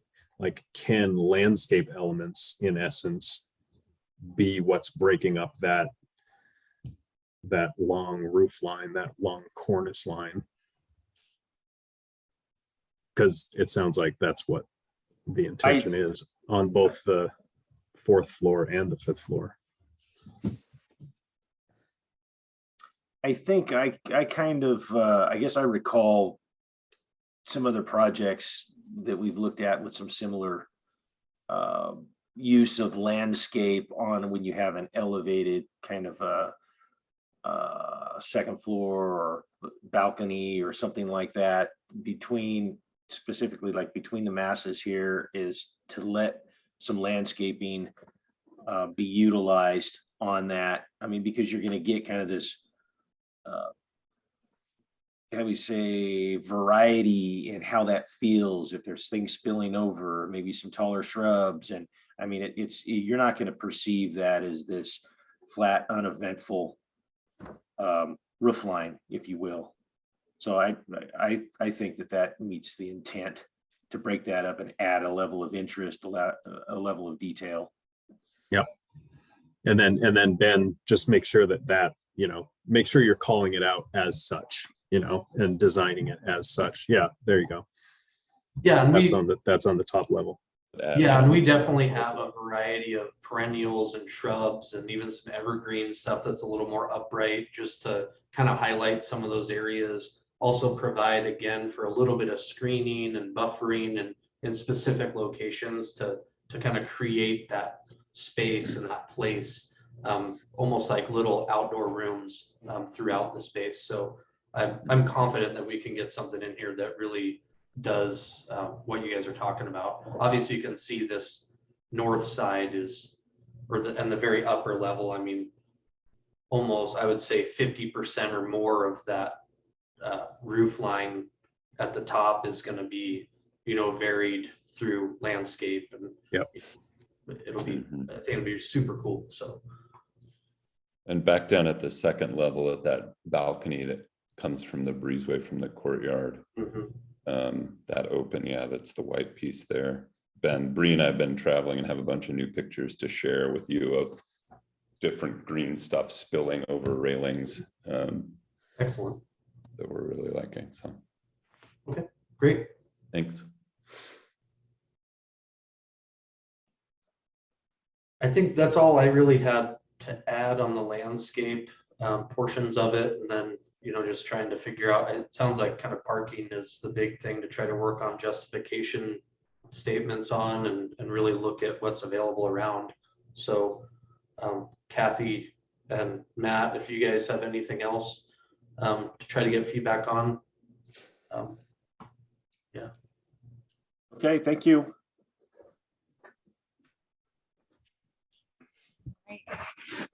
Well, thank you, everybody. Hearing no questions back, I think we can move on to the next item on the agenda. And we look forward to seeing this item come back. Great. Thanks, guys. Thank you all. Appreciate the time very much. Thank you. Thank you. Thanks. All right, thank you. The next item on the agenda is design review fiscal year 2022, number 15. Jory Delgado is noted, and I see her present online to present a new multifamily construction project located at 3941 North Reed Street. Hi, everyone. My name is Jory Delgado. I'm here to present for the Arabella Lofts on Reed Street. For the sake of time, I will kind of just let you guys ask questions that you may have from that staff report. And I'm just here to answer any questions.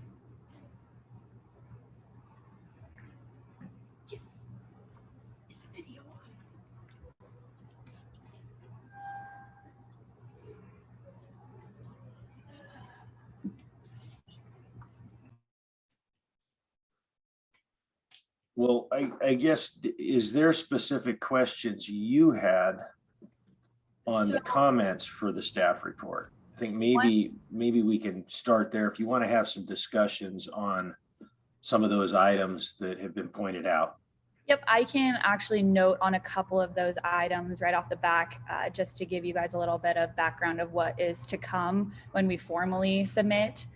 As far as fences, it was noted in the staff report about the current fence that's currently there. We do plan to replace that fence.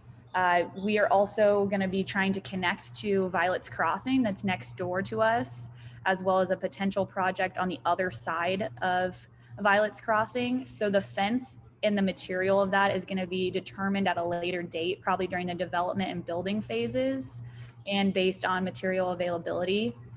And that's for the fence comment that was made in the staff report. Another comment that was made was the waterways. It was noted, if it was asked if there was any irrigation ditches or canals on the property, there are none. And then also we will be providing the full mitigation report when we formally submit. Also, we did update the landscape plan to add in those plants that we were deficient. I think we were deficient a few trees. We did already update that, and we plan to submit that new landscape plan when we formally submit.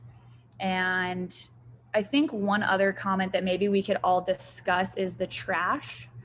I don't know that you guys were thrilled about us having individual trash cans inside the garages. So I don't know if there's an alternative for that you guys might have a suggestion for us. Well, I guess, have you had meetings with the Republic Services and their ability to pick those up, and whether they're fine kind of pulling into those, the furthest unit down at the end and backing out, or how that's going to work as far as they're concerned? So I've reached out to them. I have not been successful in hearing back from anybody. I'm hoping that we can hear back from somebody prior to our formal hearing, and that we could have a good response to you guys from them, and whether they are able to pick up all of those, or if we need to add in an actual trash enclosure somewhere, which we are open to adding that trash enclosure somewhere where it fits, or where Republic Services is comfortable picking that up. So I'm kind of just waiting for a response back on them, unless you have an idea of something else. I think if it can be facilitated to where the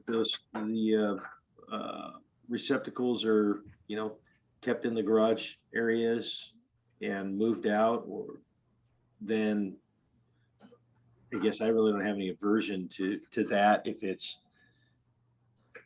if it can be achieved in a way that they can pick things up and don't create any adverse issues. Okay.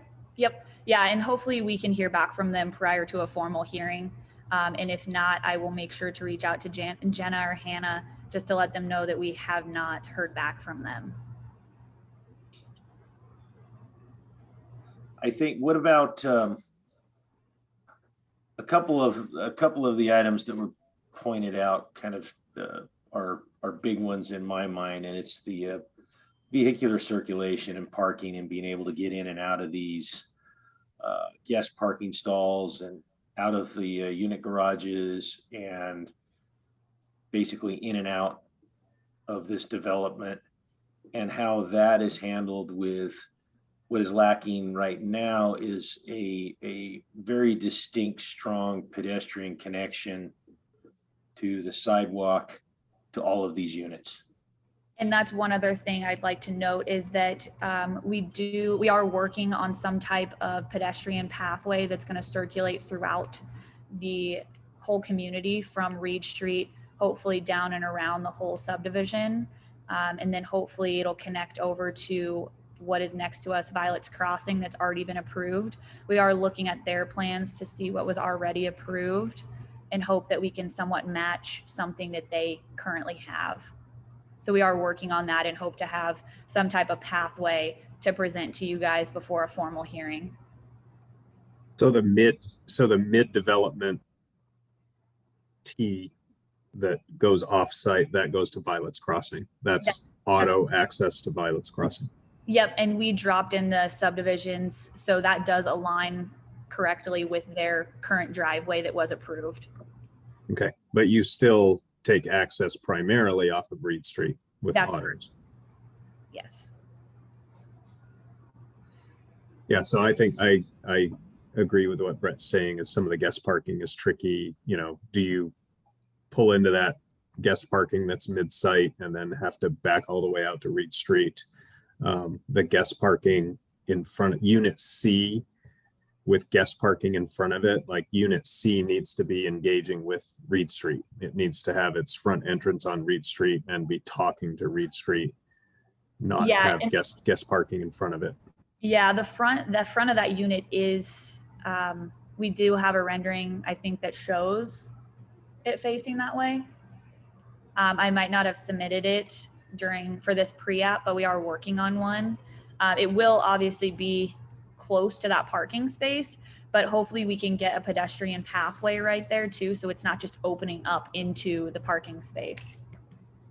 Would there be any reason to that structure couldn't be slid down and put the pedestrian parking space on the other end of it, so we get more of a direct connection, and then maybe look at the design of that end structure and how it really addresses the street and has that street front access point to it? Yeah, we can certainly slide that down and move that parking space over to the other side. And even community gardens, I mean, that can be that can be a unit amenity sort of thing. That's not necessarily, because gardens don't grow all year typically. So it's not going to be a welcoming site on the street front for the winter. Let's, put a season on it. Yeah, and we initially had that there as a screening for that parking space. But if we do move that parking space, which we're more than happy to slide the building forward and relocate that parking space, I think that'll definitely help with this site and help with not just having parking right on the street and relocate that garden. So we can definitely do that prior to a formal submittal. Yeah. And Unit C, we were talking about engaging with the street. That's not only the entry to the unit, but, pedestrian friendly, human scale fenestration on that street front side. It should not look like the side of a garage with a door, with just a man door. It should look like the welcoming street front presence. Yep, we can definitely do that. And we can try to somewhat match what was done on the Violet's unit that's facing Reed right next to it as well, so that they're somewhat cohesive in design. Yeah. And then there was a comment too about terminal views. So what do we see kind of down this long corridor of the drive? And in this case, as designed, we see guest parking. So we want to see something that's breaking that up, so it's not just a long view of the asphalt.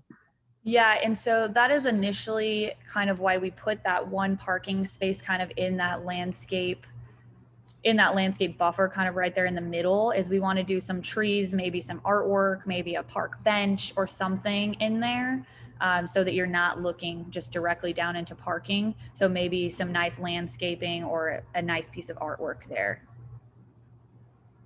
which yes, I know you'll still see that parking space, but hopefully we can landscape it well enough to where you're kind of looking past that parking and more so at landscape and not just a blank wall. And what's after that guest parking where the pavers go to the property line? Is that another? So Is that that currently could just be, we kind of have it blocked out as like, if those people that are parking in those back parking spaces, they could kind of back over into that. It wouldn't be a sidewalk. It would kind of just be more of like an open area. Not sure if that is code, but we did leave that as an area to help the people back out a little and maybe easier to turn around. And then if anything was to ever happen in the property next to it, we could use that as kind of a point to get out of that subdivision too, if necessary. But again, just an option to have there. Yeah, I was just thinking through mirroring the guest parking. So when we look down the driveway, we just see landscaping and the guest parking is kind of on the backside, which doesn't help ease of use for the guest parking, but maybe it does because now they can share the T turnaround that you're starting to envision there. Yeah, we could definitely flip that around if that's something that you guys would like to see, and you would prefer to see that landscape when you're looking down into the subdivision rather than that parking space. We could flip that around. And I'd encourage that landscape area to, maybe it has some amenity in it, not just landscaping. Yep, we could put an amenity in that for sure.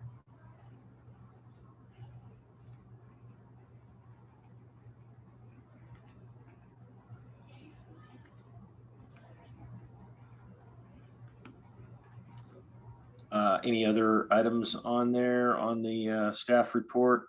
I'd also just like to note that I think it was noted on the open space, the private open space for each individual unit, we do plan on making those balconies larger. So we will try our best to meet that full private open space requirement. Okay. And depending on how your internal circulation starts to work out, because we do need to get down to these end units. Mm-hmm. Oftentimes glazing in the garage doors is a good way to help that pathway, that promenade, whatever it is, to feel more comfortable. Not just a wall of 16-foot solid garage doors. Yep, we could do that. Yeah, I'd say the more that you can strengthen your pedestrian connectivity, the better. Okay. Yeah, and we're definitely working through our grading plan right now to see how we could fit in some type of pathway through there. So we do hope to have some type of pedestrian pathway from Reed all the way through to present to you guys for the formal hearing. And look too at, I'm just looking through the rendered elevations there too. It looks like one of the units has, well, a couple of the units have carports, but then there's just a stair up between the two carports. Take a look at how that reads as entry, and if that that's the main entry to the upper units. So we're going to want that to read as entry. It looks like, kind of fire escape at this point. Yeah, we plan to add some awnings and a different type of material to really pop out that entrance of each one of the buildings, but definitely some type of awning or covering to each of those.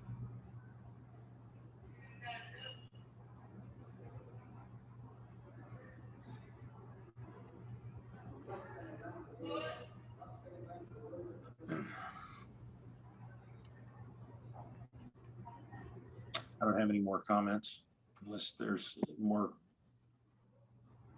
questions from the applicant. Nope, I think we have touched on everything, and I really appreciate all of your guys' suggestions, and we're excited to get back on a formal hearing with this project. All right. Well, thank you, Thank you. and we look forward to seeing you. Could I provide one comment or suggestion for discussion? Sure.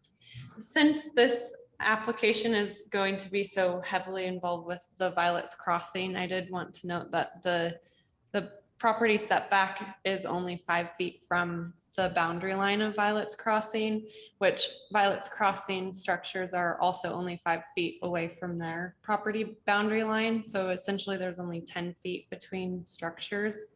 And I just, from this preliminary view, have concerns about privacy perhaps, and windows along that back facade, since both subdivisions are only providing what looks like shrubs and grasses to help with that perimeter landscaping.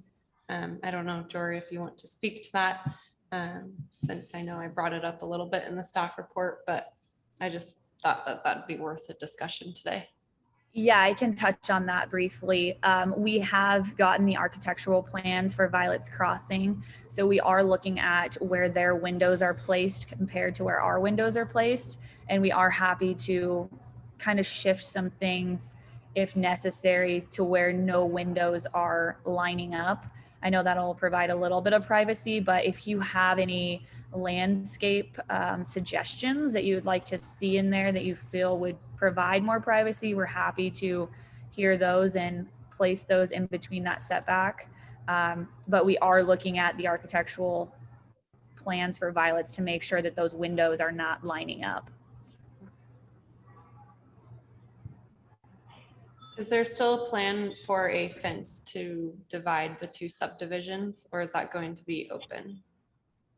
So we planned on just landscaping that whole middle, but if you guys would like to see a fence, we're more than happy to place a fence there.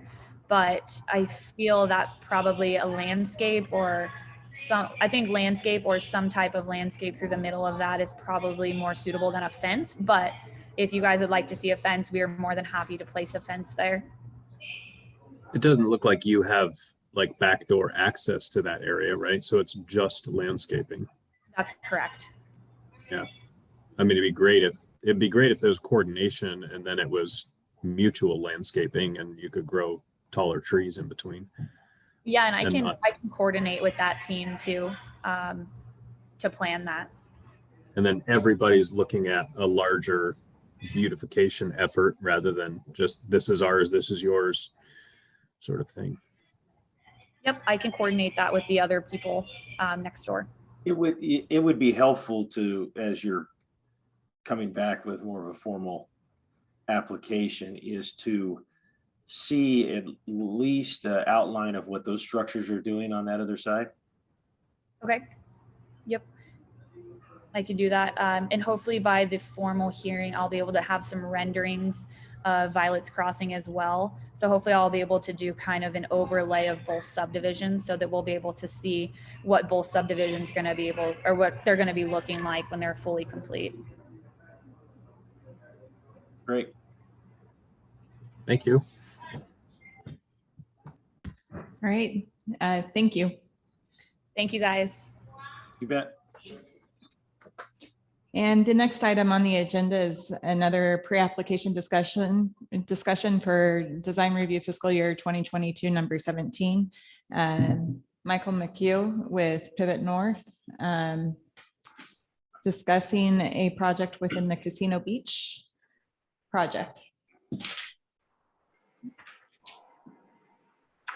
Hello, everyone. Michael McHugh, Pivot North. Can you hear me? Everyone hear me okay? We can hear you. Yes. Great. So yes, as Hannah mentioned, this is for the, I think it's lot 15 now, I believe. It's at the Casino Beach property. I can share my screen, I guess. Let's see here.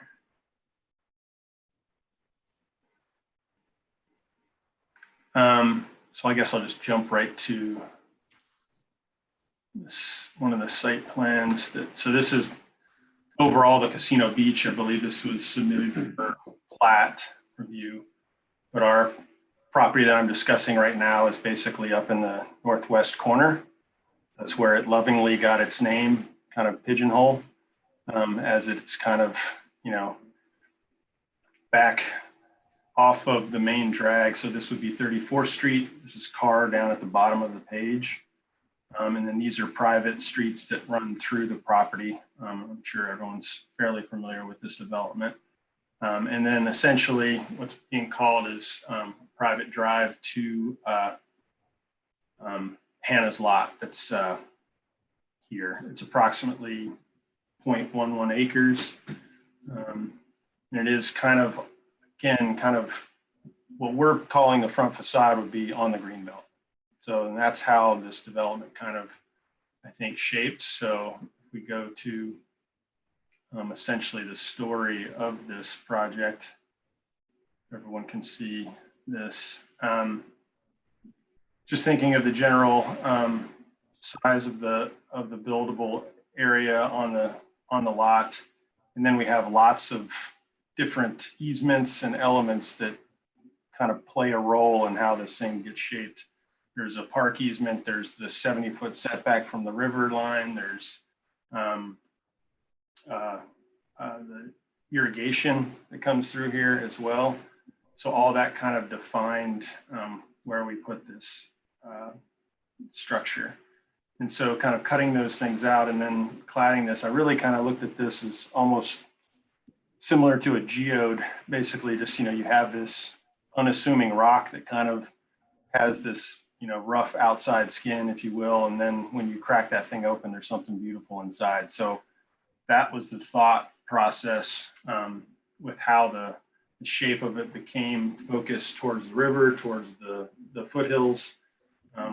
Kind of angled each view kind of dependent on what it was. And then that gave way for, ample, actually large outdoor spaces at every level, essentially. So the second level, the third level, all the way to the top, which I think helps make the building fairly dynamic, again, along the major visible component of the building, which is along the green belt. Again, this is just kind of general site location. See the site plan. It's not a large building. I want to say it's about 45 feet. We can get to the wide on the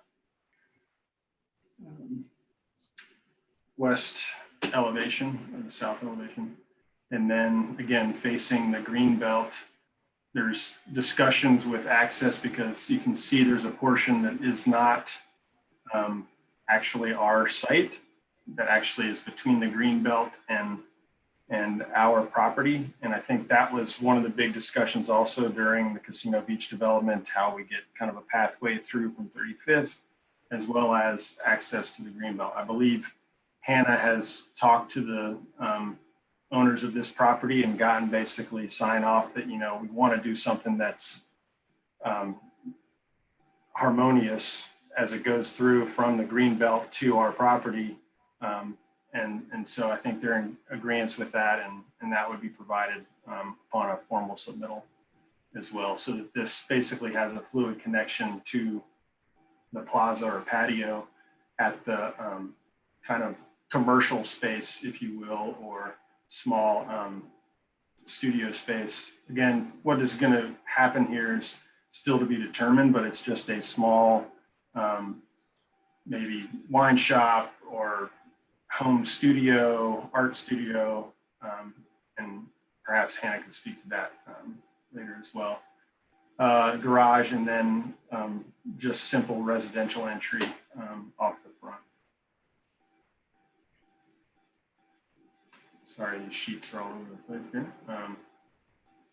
So as you can see, this is the residential entry, and then the commercial space is actually entered from the greenbelt side. So that would be effectively the main access. And the actual usable space of that is primarily from that back garage door line towards the greenbelt. So pretty small space. I mean, not unlike the project we were just looking at that was on a street, but 600 square feet of a space that could activate that ground floor plane.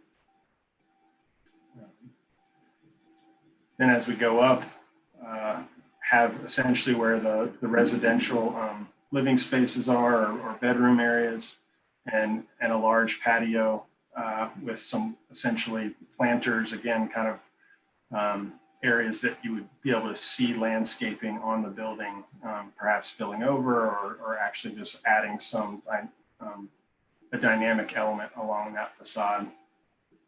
And then on the third floor, top floor is the main living space that gets your main views out, as well as a large kind of patio area for the resident as well. And then elevations, again, the primary elevation, the east elevation towards the river is the one that with metal siding for the primary elevation material, which then erodes to kind of show a more warmer material, which would be this kind of wood vertical cladding. And as you can see, also on the facade that's facing kind of the Casino Beach development, as you look down that private drive to get to the residence or commercial building, is essentially a concept for a mural case. And this was just kind of being in humor to the pigeonhole of just kind of this large, pigeon mural. But I think that's mainly a suggestion that this would be an area for art to kind of highlight that kind of peekaboo view that you get of this building if you're coming through those private streets. Again, you're not going to see this building from any public street. There's not a view that you can actually see it from a street. So again, given the eclectic nature that Casino Beach is and the artistic nature that we're trying to create, I think having these little moments of art or elements of interest are important to kind of tie the whole place together. And again, keeping most of the facade fairly simple, and just the articulation of windows, which is grammatically just based on what's going on the inside. It's creates kind of a pattern that just dances along each facade, and then highlights the entries as needed. But again, as you can see, I believe the volume of the building has quite a dynamic element along, again, the main kind of show side, if you will, which would be the green belt.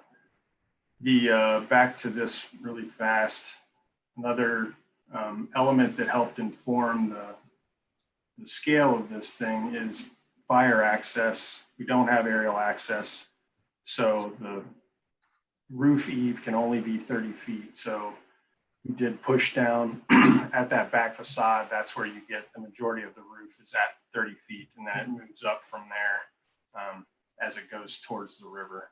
And so that's where we get, again, kind of that shape of the building adjusts as you go. So we're about 29.9 at that lower eave level. There is this little bay pop out that you can see from that access drive that is kind of in that upper living space, again, to kind of break the roof line, kind of highlight a moment on the facade. And then you can see essentially where the entry is, the residential entry that kind of carves back. There's a little canopy there as well with lighting. That's again, kind of that wood carving the skin of this object, reveals that wood material and highlights that entry as you go in from the development itself. And these are just there for scale. These are still to be developed. The riverfront townhomes, as well as these anchor units. So these are representational at the moment for the most part, from what I understand. So if you have any questions regarding that, I did some, or anything from the staff comments that you might want to have answers to, I'll do my best. Can you just run through real quickly the pedestrian connectivity between this entry and kind of the rest of the Casino Beach side development? How is it? Hear you, Brett? Oh, am I muted? No, I'm not muted. No, you're not muted. I just, Okay. it might be my computer. I'm just having a hard time. Yeah, you're kind of fading in and out. Sorry. Pedestrian connectivity between the entrance to this residence and the rest of the Casino Beach development to the south. I mean, is there something other than a private drive to connect pedestrian access? Your main access is through the greenbelt, would be that access. I mean, for Well, me, given that this is a private drive, that is seen as that's how you would walk through. Like essentially part of this would be paved in a different way, potentially, I think is what we could look at. But given the amount of parking we have in here, this is kind of where you would come, is along here to connect to this sidewalk. So that's how we have it currently. I mean, I think it's not unlike, I don't know if you see beach communities in San Diego or certain areas where they have there's a lot of concrete, right? There's a lot of paving, but then you have these kind of private little accesses and areas that you're kind of walking through kind of a neighborhood that gets you around. So that I think was the idea behind how it was located and what we had to work with. At the end of that curve that hits Palapa Lane is a sidewalk, right? That's This the end is of a the sidewalk, correct? Yep. And then there's parking, 2 parking spaces along here. So I mean, two spots there. Yeah. So my feeling would be that, you're basically walking along those edges. So I feel like either this could become, and I know, I believe there might be some different paving here for infiltration. But I feel like we could potentially create something that is at least demarked as, a notion for pedestrian access that doesn't look like a paved street or, asphalt or something. I think I guess that's where I'm going with that, is it needs to be, it's getting its vehicular access from that direction. It needs to have connectivity from that direction, pedestrian connectivity. And however that's achieved through whether it's pavers or some way of making this feel like it's not on an island by itself back there with no definable access for pedestrians, that you make your own way down a road, or feel maybe like a little uncomfortable that, okay, it's kind of disconnected. And I just think that we'll be looking for some type of more, visual connectivity. Understood. That totally makes sense. Because the front of unit 14, the front of that is mostly garage, right? Yeah, it's basically going to be a garage. As I understand it, yes, the way it's oriented, I believe an entry would probably be created. I think currently, I'm not sure the way this has gotten oriented now, how it's shaking out. So I think the current design architect would have to address that. Yeah, I think you know what we're looking for, though, or what Brett's talking about. Yep, absolutely. I do. While we're on the topic of connectivity, through the approvals of Casino Beach, it looks like on the adjacent property on the homeowner or on the waterfront district's greenbelt easement, there's a proposal for landscaping where the Casino Beach had noted that would be the preferred future access back into the Thurman Mill connectivity to the greenbelt. Could you explain the thoughts on that and how the connectivity is intended to be achieved? I would have to say I'm not really privy to everything that's been discussed between the 35th Street access. I just know that there is discussion regarding that. So I know Hanna has been in discussion with the portion that is essentially this area, as far as I know. And I know that the Casino Beach group, I mean, we want to do what's right and make the connection through as we need to do and just do it as harmoniously as possible. And I see Michael Slavin's on the call. So if he has any more information, or if anyone else, or if Hanna has information too, And Jenna, just to clarify, you're talking about the connection, which would be to the top of the page, not to the greenbelt on the right of the page, like the Thurman Mill connection, not the greenbelt connection.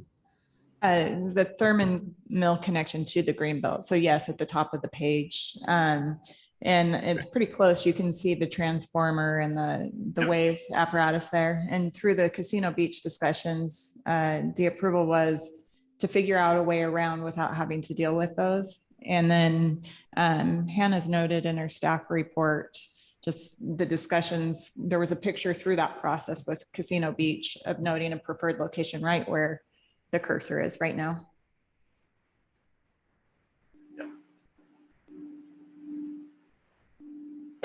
And are we free to speak? I know a little bit about this. I don't know if I can speak on this. Is that fair, guys?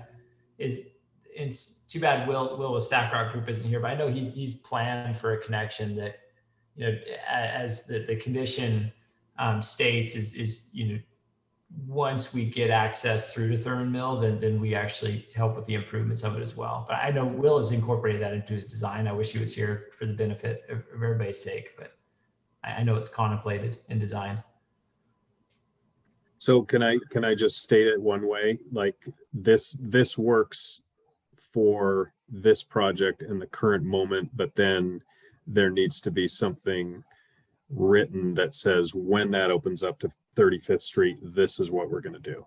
Does that satisfy this project? And I'm kind of asking that to Jenna. I guess the answer is I don't know without looking at the approval documents for Casino Beach. We can certainly look into those. I don't know if we need to look into them right now or. So Jenna, I can speak to that. I think I can provide a little bit more and then it'll somewhat paint the picture. So that decision document required us to put a soft path. If you look at where that label number 7 is, and you follow it all the way to that fence line, that would be the Thurman Mill pathway. And so it basically states, or my understanding is, we would make a pathway improvement. And then once Dennis, that would be the neighbor where the hand currently is, once he redevelops his property, then the connection would be open and completed.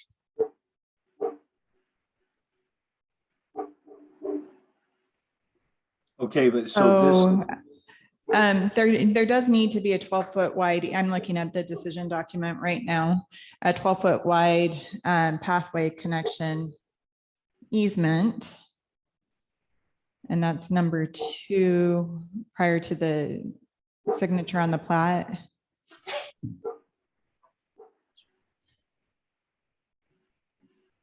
Jenna, to the Thurman Mill though, correct?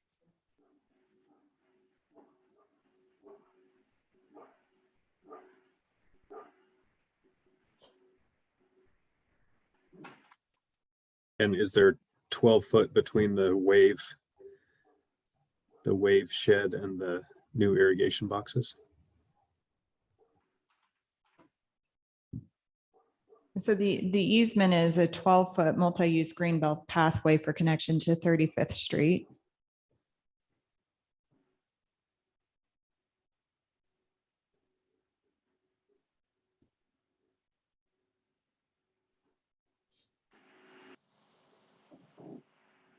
And then a 12-foot wide multi-use greenbelt pathway shall be provided to connect the greenbelt to the rear property line via the Thurman Mill Canal on the northwest side of the project. So it is a requirement of Casino Beach.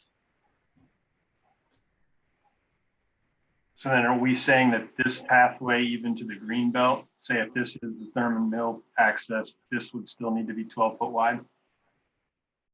Not that it could only be 12-foot wide, but there is a requirement to allow for future connection back into. So if the intent is that it goes down that pathway and that pathway is the allowance to Thurman Mill right there. I think that that would be sufficing as long as it's 12 feet wide and the easement's provided. So again, just clarification.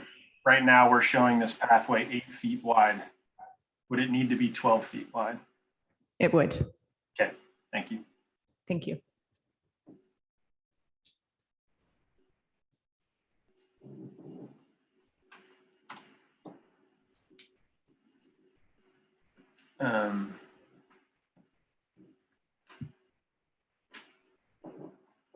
Any other questions, or I was trying to think if there was anything else. There were some comments in the staff report regarding street trees. In the very front, it said street trees weren't required, but then I saw some comments regarding street trees along Palapa Lane, I believe, and I think it was Palapa Lane. I could be wrong.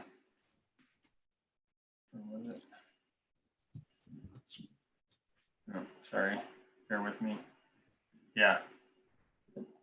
2 trees were required, and seeing that that's a private drive, I'm just wondering how that, I just want some clarification as to what this might be, what might be needed along there, especially since it's all asphalt. Or not asphalt, but paving of some sort.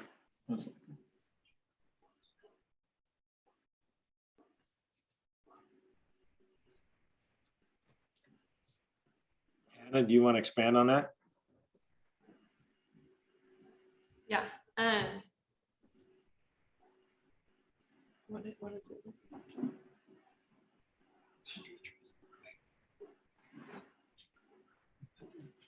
Sorry, we were discussing on our end. So Jenna is looking up whether or not street trees are required along private roads or private drives.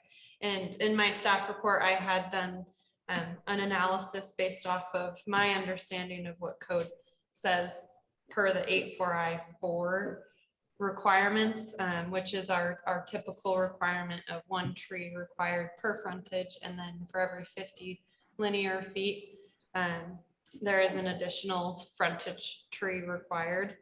And so based off of that analysis, there wasn't enough street trees provided.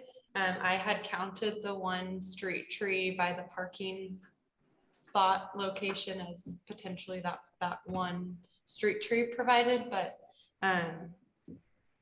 it would require, I believe it's 2 trees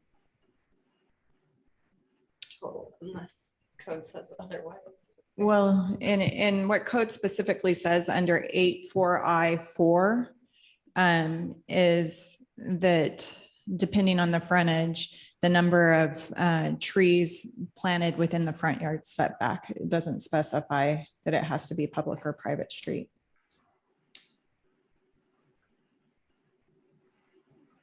And I believe because we're in the Casino Beach development, all our interior setbacks are 0. So, and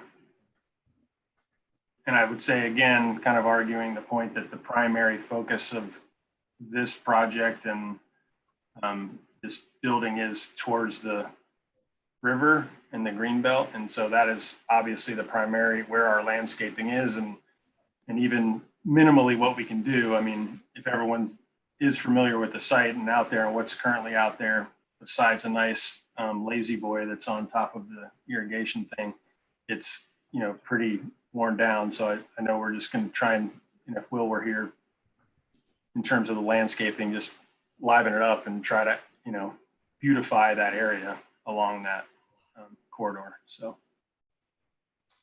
And is there any restrictions with the irrigation companies for kind of, let's call the greenbelt frontage? Can we put larger trees, canopy trees there? That's what I'm uncertain about. I know right adjacent to their irrigation, we cannot. So I'm not certain with the tree that's currently here. I know it dogleg. So again, I'm pretty sure Will's been working pretty closely and Darian at Stack Rock. So I would, before we make a formal submittal, we'll make sure and review all those and what we can and cannot put in those areas and clarify what that means. But yeah, there's definitely restrictions. Yeah, but maybe out on the greenbelt side, there's some room in one corner or another for a a more substantial tree or two. That's what I would hope so. Yes. Some shade for the wave gawkers. Yeah, exactly. And then what if parking? Because I know the staff report gets into that as far as quantity. What is available in Casino Beach as commercial parking for this development, guest parking for this development, or is that totally isolated and standalone parking counts for a totally different project? I believe we were within the parking count for guest parking in terms of residential units and what is required for that and a portion of that. As far as commercial parking, I believe we're, again, kind of pushing the nature of this establishment for what it potentially is going to be similar to that market that's, right across from the Surfway. That is basically neighborhood and people that are coming along the greenbelt. And we're providing 5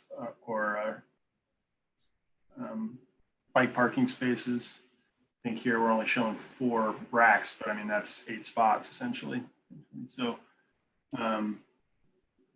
yeah, so I mean, I think that's the way we're going. And then there's 2 garage spaces for the residence itself. But I think we are relying mainly on the street parking and greenbelt access mainly. So, as well as, ride, hail, share basically at the cul-de-sac. I mean, that's going to be a designated kind of Uber or Lyft kind of hailing spot, I think is the idea. Concept.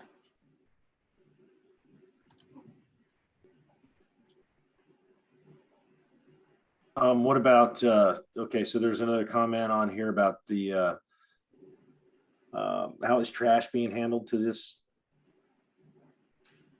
Yeah, I mean, we have trash on the west side in enclosure, and that would be brought out to be picked up. And we still need to work through with for public services to understand what they're going to want to see. And I think we'll go through that process again before a formal submittal as well to just, but yeah, it would be out of the way, again, kind of behind a gate. And I think staff report also noted, what will meet all the requirements as far as fencing and those requirements as well, so that we're not something done.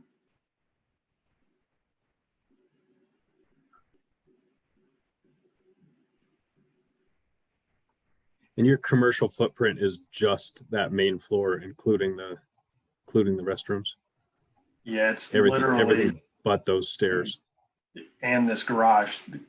The garage is for the residents. So yeah, it's literally this. So any actual usable space besides, if let's say this was a small little eatery or shop, I mean, the plan would be that this would be all back of house. So basically it would just be this sliver at the front, and getting to the restrooms that would be accessed by the public, if you will. So pretty minimal from a square footage standpoint. Because I believe right now, overall with the restrooms and all this back of house, we're at 975 or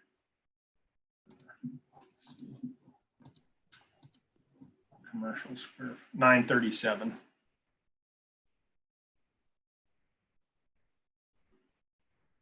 Commercial space.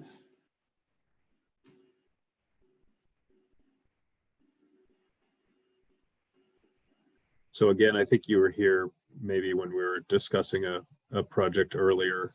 Yep. When we're looking at, you need 3.5 more parking spots. Why should they not have to be there? So yeah, we'll be looking for that in the formal application of the justifications, and the nature of this space is similar to the nature of the Greenbelt market, where it is people coming over from Quinn's Pond, it is people walking by, it is people biking by, and kind of that sort of discussion and dialogue will need to be in the application. Okay.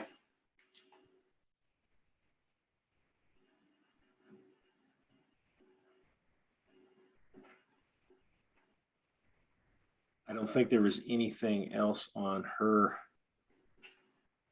the staff report that we haven't kind of touched on. Do you have any other questions? I don't believe so. I think, yeah, the connectivity and yeah, just the talking points to the nature of use and, you know, what's driving this space and again, just trying to make a project that helps enhance the neighborhood and not detract from it. So that's what we're trying to do. Okay, great. All right, thank you. And you. will you be staying with us for the next discussion related to item number 22, or are you passing that off to Mr. Slavin? Yeah, I'm passing that one off to Slavin. I don't know. All right, thank you. Thank you. Thank you. John McHugh.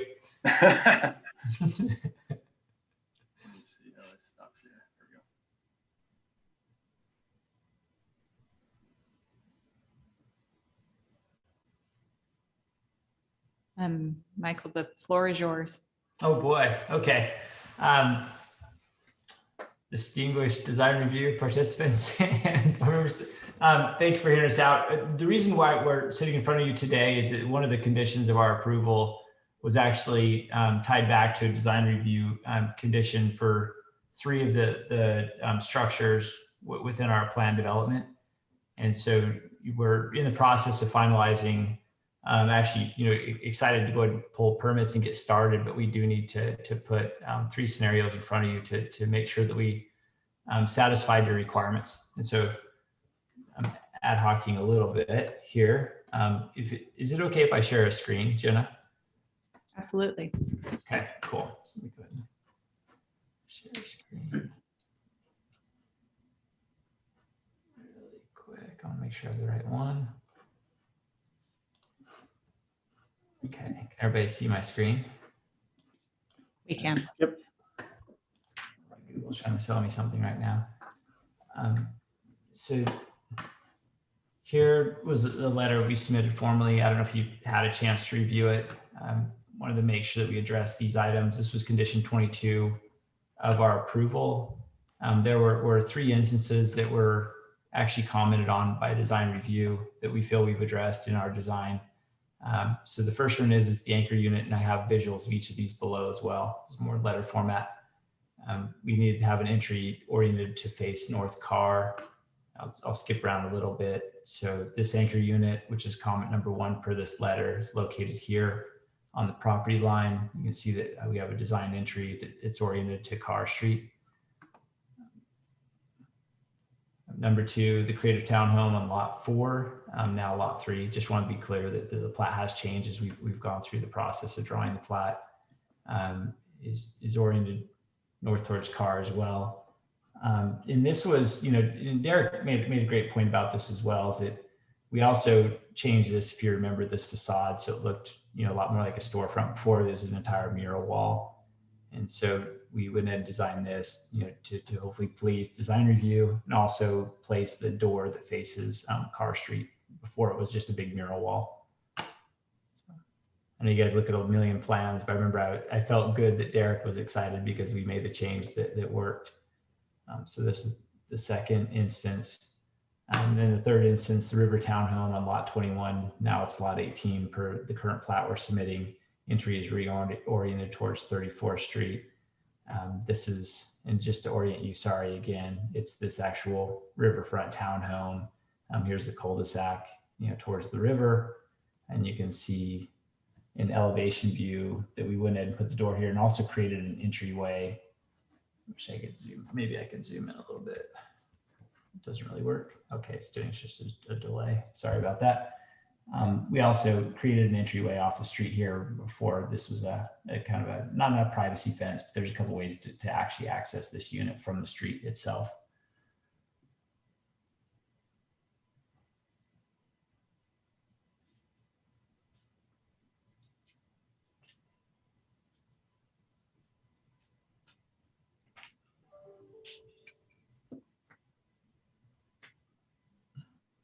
So I think that's it. Thank you. Yep. Any points of discussion from either committee member? I just want to take a second here. I want to zoom in those a little bit further. And Yeah, I'll start then while you're digesting that, Brett. I think that the creator townhome lot 4, I think that works. That feels like a pedestrian scaled entry. So that works. I think the what is it? Anchor unit on car. I think that feels a little like a back entry still. And I think there's just some detail that you could add. I mean, when I look at that elevation, there's like that extruded window well up above. Maybe there's some extrusions around that entryway on the elevation facade that could make that a little bit more pronounced. It seems too subtle to be the front entry right now. So I think that could just use some relief on that elevation, and I think that would work. And I think that we can say that, and then staff can look for that in a staff level approval. And then the other one, the river townhome, I think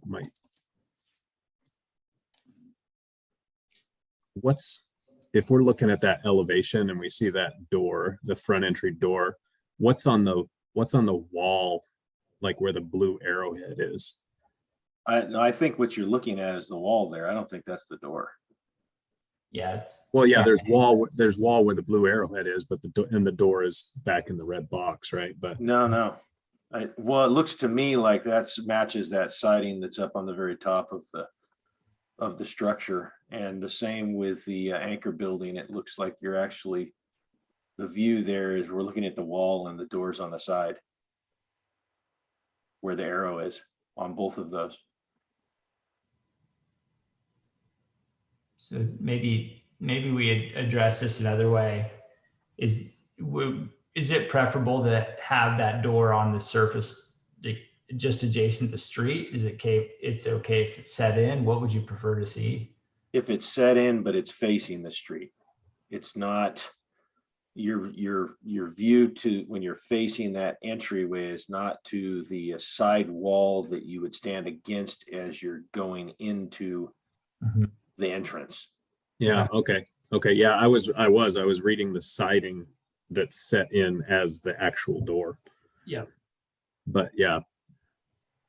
And Those two, I guess my first glance at those, the top and the bottom there, the anchor unit and the river townhomes, is that it does not feel like that entry is facing. It feels like a cutaway element is facing the street, but the entrance is still not discernible. Right. Okay. The approach side.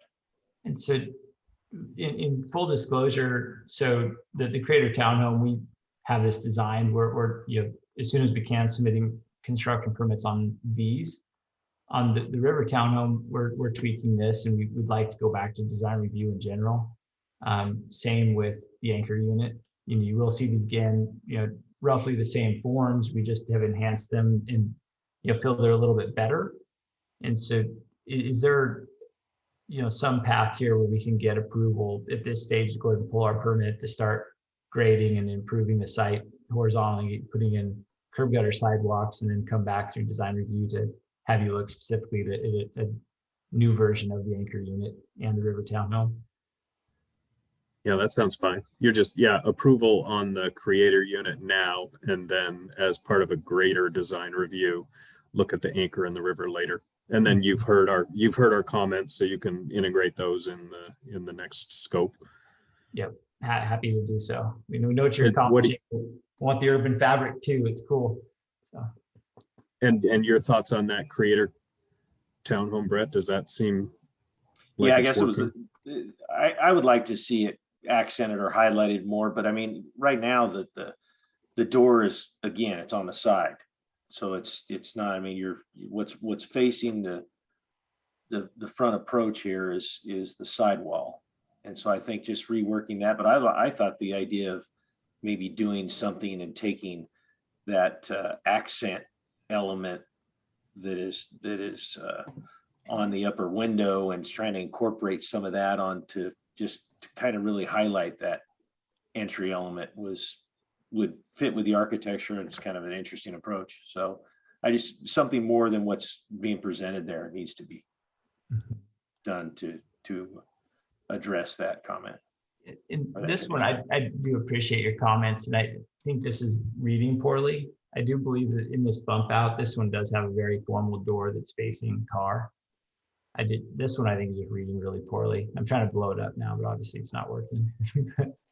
Yeah, I don't see there's a bump out big enough to be a side entry in the plan or what we can see of it, but again, I was reading it as facing Car Street, like it was on the other two. This one is. I do know that in the case of the River Townhome, Brett's absolutely correct. That one was not facing 34th. I'm just zooming into the same image that you're showing there on what is online for us. And as I zoom in there, it really, to me, looks like the doorway is still on the side wall. It's not facing the street. So, but yeah, it's just if you could clarify and address that comment, I think that's fine. Okay. We can look at that later. I want to clarify something real quick, because Casino Beach hasn't had their construction plans approved yet. This review of these 3 units is part of that approval process. We really need to have finalized plans approved by the design review committee, because if there's any tweaking that might happen at a later point, it could drastically impact like overall plans as far as construction plans go, like for example, drainage, that roof runoff, maybe landscaping or anything else that might be impacted by the design of those structures could potentially impact the infrastructure of the subdivision being installed. So I would recommend that either you recommend they come back with a redesign of that creative townhome, an anchor unit at this point, so we can actually just move forward with those designs. Otherwise, I can't approve the subdivision's construction plans until there's more finalized designs in place. And I have a technical question for you. If you know, with the plat how it's drawn, you know, the buildings, you know, the roof surface area, the drain off, et cetera, won't be affected by shifting the facades. So from a technical perspective, it shouldn't affect anything. And from, of course, running utilities, the site won't affect anything. They're purely aesthetic at this point. And so I don't think that we'd sacrifice. I mean, we're really close. I think the anchors, we're probably ready to show something, honestly. Like, our intent here is just to get the ball rolling on the horizontal construction, just because it's such a long time frame before we can actually vertically build. And so, the intent of us sitting down today was to try to satisfy this condition number 22, just so we can go ahead and start the horizontal improvements. But, I can assure you that the plat that we've put forward, we're not going to adjust the plat. The structures aren't going to change in size, which means it won't affect any water hitting the site or how we're addressing drainage at all. I guess if you know for sure that the footprint and the roof lines of your structure wouldn't change at all, that would alleviate that concern. But we would need to know that. Yep. Yeah. I mean, the footprints, just given the fact it's a PUD and we have 0 lot line setbacks in most places where we certainly have design constraints. So what we're dealing with is really, we don't want to. We know we're gonna have to go back to design review because windows are changing and, siding materials, we want to suggest some different materials and spots, primarily, still the same. We feel that the percentage of window changes could be enough that's going to trigger design review regardless. I mean, I guess I would feel comfortable going ahead and approving these with the basically on the condition that those entry elements that are identified there are the actual door locations facing the street. Mhm. The cutout and positioning of those entry elements and the treatment in the facade or the recess and so forth, that's fine. I guess I think that the intention is that we have that actual entry element, the door, visible from the street. Yep, absolutely. And so, I mean, I'd be fine approving what is here with that. Mhm. Yeah, we certainly will. And you think, beyond that, to make these really clear, is what Derek's saying, is in the design, we could besides the entry a little bit more, have a little bit of an awning just for, functional reasons for rain, et cetera. Yeah, and those things aren't going to affect anything. If you're enhancing that a little more, that's there, that, making it a little wider or what have you, that's not going to affect anything. Mhm. I don't think. So, Derek, thoughts? Yeah, no, I agree. I agree. And I don't know, this is a discussion item, not an action item. So I don't know how that works technically. If this was just brought before us to kind of get the thumbs up on it and then they can move forward, or does it have to come back formally? Yeah, what are we looking for from Jenah, Hanna? Yeah, so the way it was conditioned in the decision document of Casino Beach, it only requires a discussion like what we're having. And then I've been taking minutes, and those minutes will be formalized and recorded with all of our documents that we have for the subdivision. So essentially just your verbal approval of these renderings and designs would suffice for those conditions. So discussed. Yep, I think you have it. Mhm. Fantastic. And we'll be back in front of you gentlemen again, and looking forward to it. Okay, Sounds good. Move some dirt. We will. Thank you so much. All right. Thank you. Bye. Thank you. And then just to take the pulse of the committee, it is essentially 6 o'clock right now. How are you both doing? I know in the past, we've tended to need to wrap up around 6 o'clock. Are you still That would be my able preference. if to we wrap could. up? Yes. All right. Hey, can I ask a question real quick? I know that you guys have a greater discussion about some code changes. The last item on this agenda was just a really quick discussion point on a 45th townhomes. It really just has to do with overhead power. It's the last thing we have to get resolved. And I think we got resolution from the Garden City attorney. It probably a 5-minute discussion, if that is at all possible. Otherwise, we're. Yep, that's fine. Okay. Yep, I can get through that. And then I the other one's a workshop, and then Surel Mitchell discussion. So those are broader and longer. So let's hit this for Ben. Thank you so much. I know that my client really appreciates that too. He's been trying to get this thing built on 45th and Adams for quite a while now. I think that the last time we came back to you guys for discussion, we had resolved the landscape. The last item was the code reference regarding overhead power. I'm going to share my screen real quick. So this is the project. Nothing has changed on the buildings. Landscape is still as presented at the last design review committee hearing. After some further discussions with Idaho Power, as well as with the city attorney, for one, it's always been the case that, so the red line here is the overhead power line. The orange line is the property line or the right-of-way line. So power, both poles and lines all fall within the public right-of-way. In both cases on Adams and on 45th Street. We had some discussions with Idaho Power. They indicated that even just this little stretch of it with poles and every other part that goes along with it was going to be about $300,000. Obviously, that basically kills a project. After some discussions with the legal department, we also had their conclusion. You know, the typically, or the code does state about undergrounding utilities.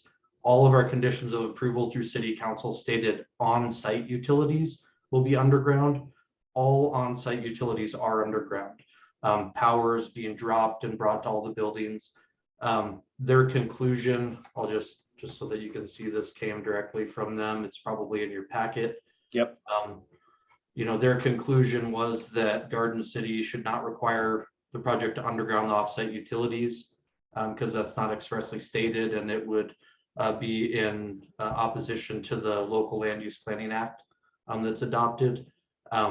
With that being the case, we do have a 10-foot wide planter strip here that allows for class 1 street trees. That meets Idaho Power's policy for street trees underneath overhead power.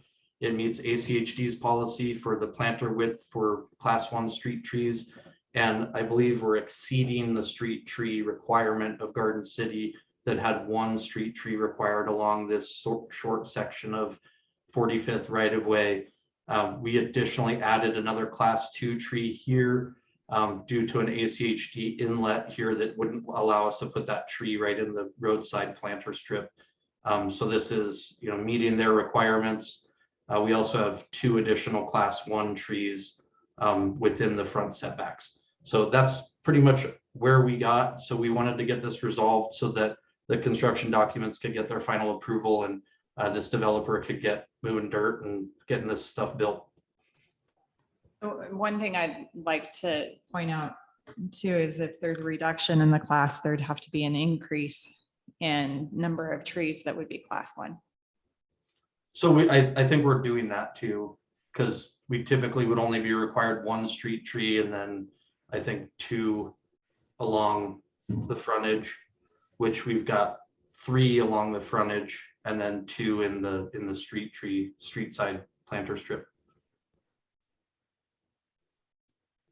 I think that it's pretty clear that the intention of the code isn't that you bury all the public utilities that feed your lot, but just the ones that are going onto your lot.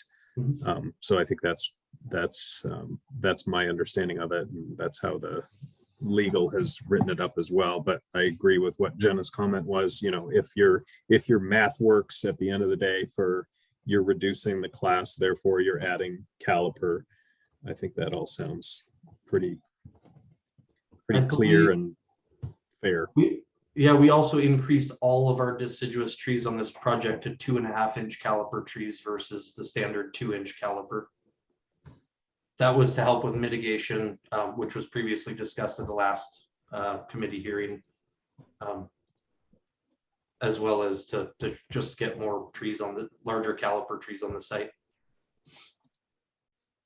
Yeah, I'm in agreement. I think that's acceptable. Okay. Well, that's all I have. So I don't know if we need anything other So than am I hearing then, yes, the substitution is acceptable, but to verify with staff that they've done the calculations that. That's correct. All right. Thank you. Yep. All right, then the workshop, the discussion for the code change. Currently that's scheduled for hearing for the 5th, but what we can do is we can reschedule and have a workshop on the 5th and continue the hearing to the 18th, if that works for both of you. Yep, that works. Yes. For me. And then on the CPA FY 005 about Surel Mitchell, what is new in the packet about that? Or is this just an additional discussion, or is there work groups that are set up to discuss this? What are we going to expect to talk about next time? No, it was my understanding that there was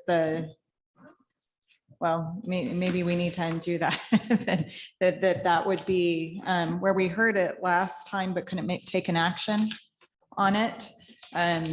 And so I had understood that there was no one to testify, and the amendment in the affirmative, as previously discussed, was moved to the consent agenda with nothing new in the packet from the last time that this was heard. Was that unintended? Well, I think my recollection was that we both, or at least that was my view, that to amend it rather than getting rid of it. Correct. But then the process of doing the amendment, recommending that maybe some work groups be held or discussions with stakeholders and different folks to really drill down on what that amended, what the amendments would be.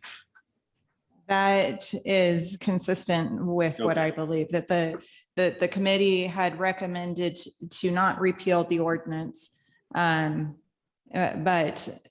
but to work with a formalized committee, like you had stated very well, to drill down into what the live, work, create, I call it live, work, create instead of work, live, create district should be, and what those standards should be.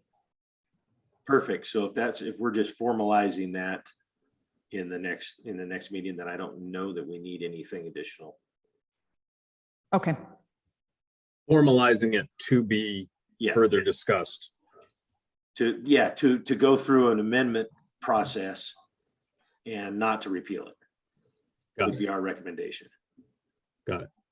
And so I guess the one thing that now that we're having this discussion, I'm unclear of is if you were recommending, I'll call the Band-Aid changes, then if that's what that included. So that's what I meant by in the affirmative, the quote. Oh, because there was those few changes that it was like, okay, those really should be addressed now and can't wait for kind of a formal process to really dive down into this. Is that correct? Correct. Yes, because there's been a judgment on it. There is a slightly higher level of liability. With that being said, though, the CPA 22.3, the workshop that's coming through next time, is also dealing with the design review standards. So there is a little bit of an overlap there. Okay, I guess I was just trying to prepare mentally of when we get into the nitty gritty of should this be an and or an or a shall or a should. And so that's what I'm preparing for. And it sounds like that is at a later date. And when is the next meeting? Is it on the Tuesday, the 5th? It's on the 5th. Mm-hmm. I won't even be here. Okay. Well, that answers that question then. Yeah, I'm out of town all that week. So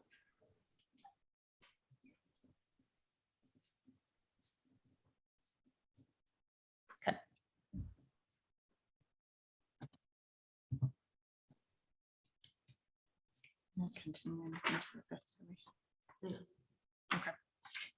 So we'll just be continuing.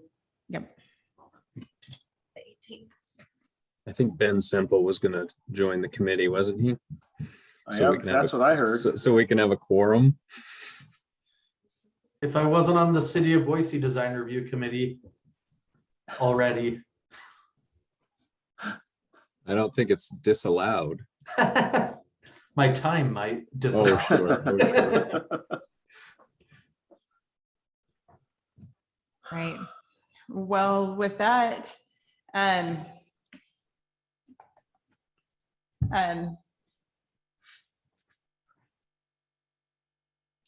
guess that'll bring us to being ready for an adjournment. Motion to adjourn. Second. All in favor? Aye. Thank you for spending your new holiday with us. We do appreciate it. Okay. Thanks, Thank you. everyone. Bye. All right, have a good night. Bye. You too.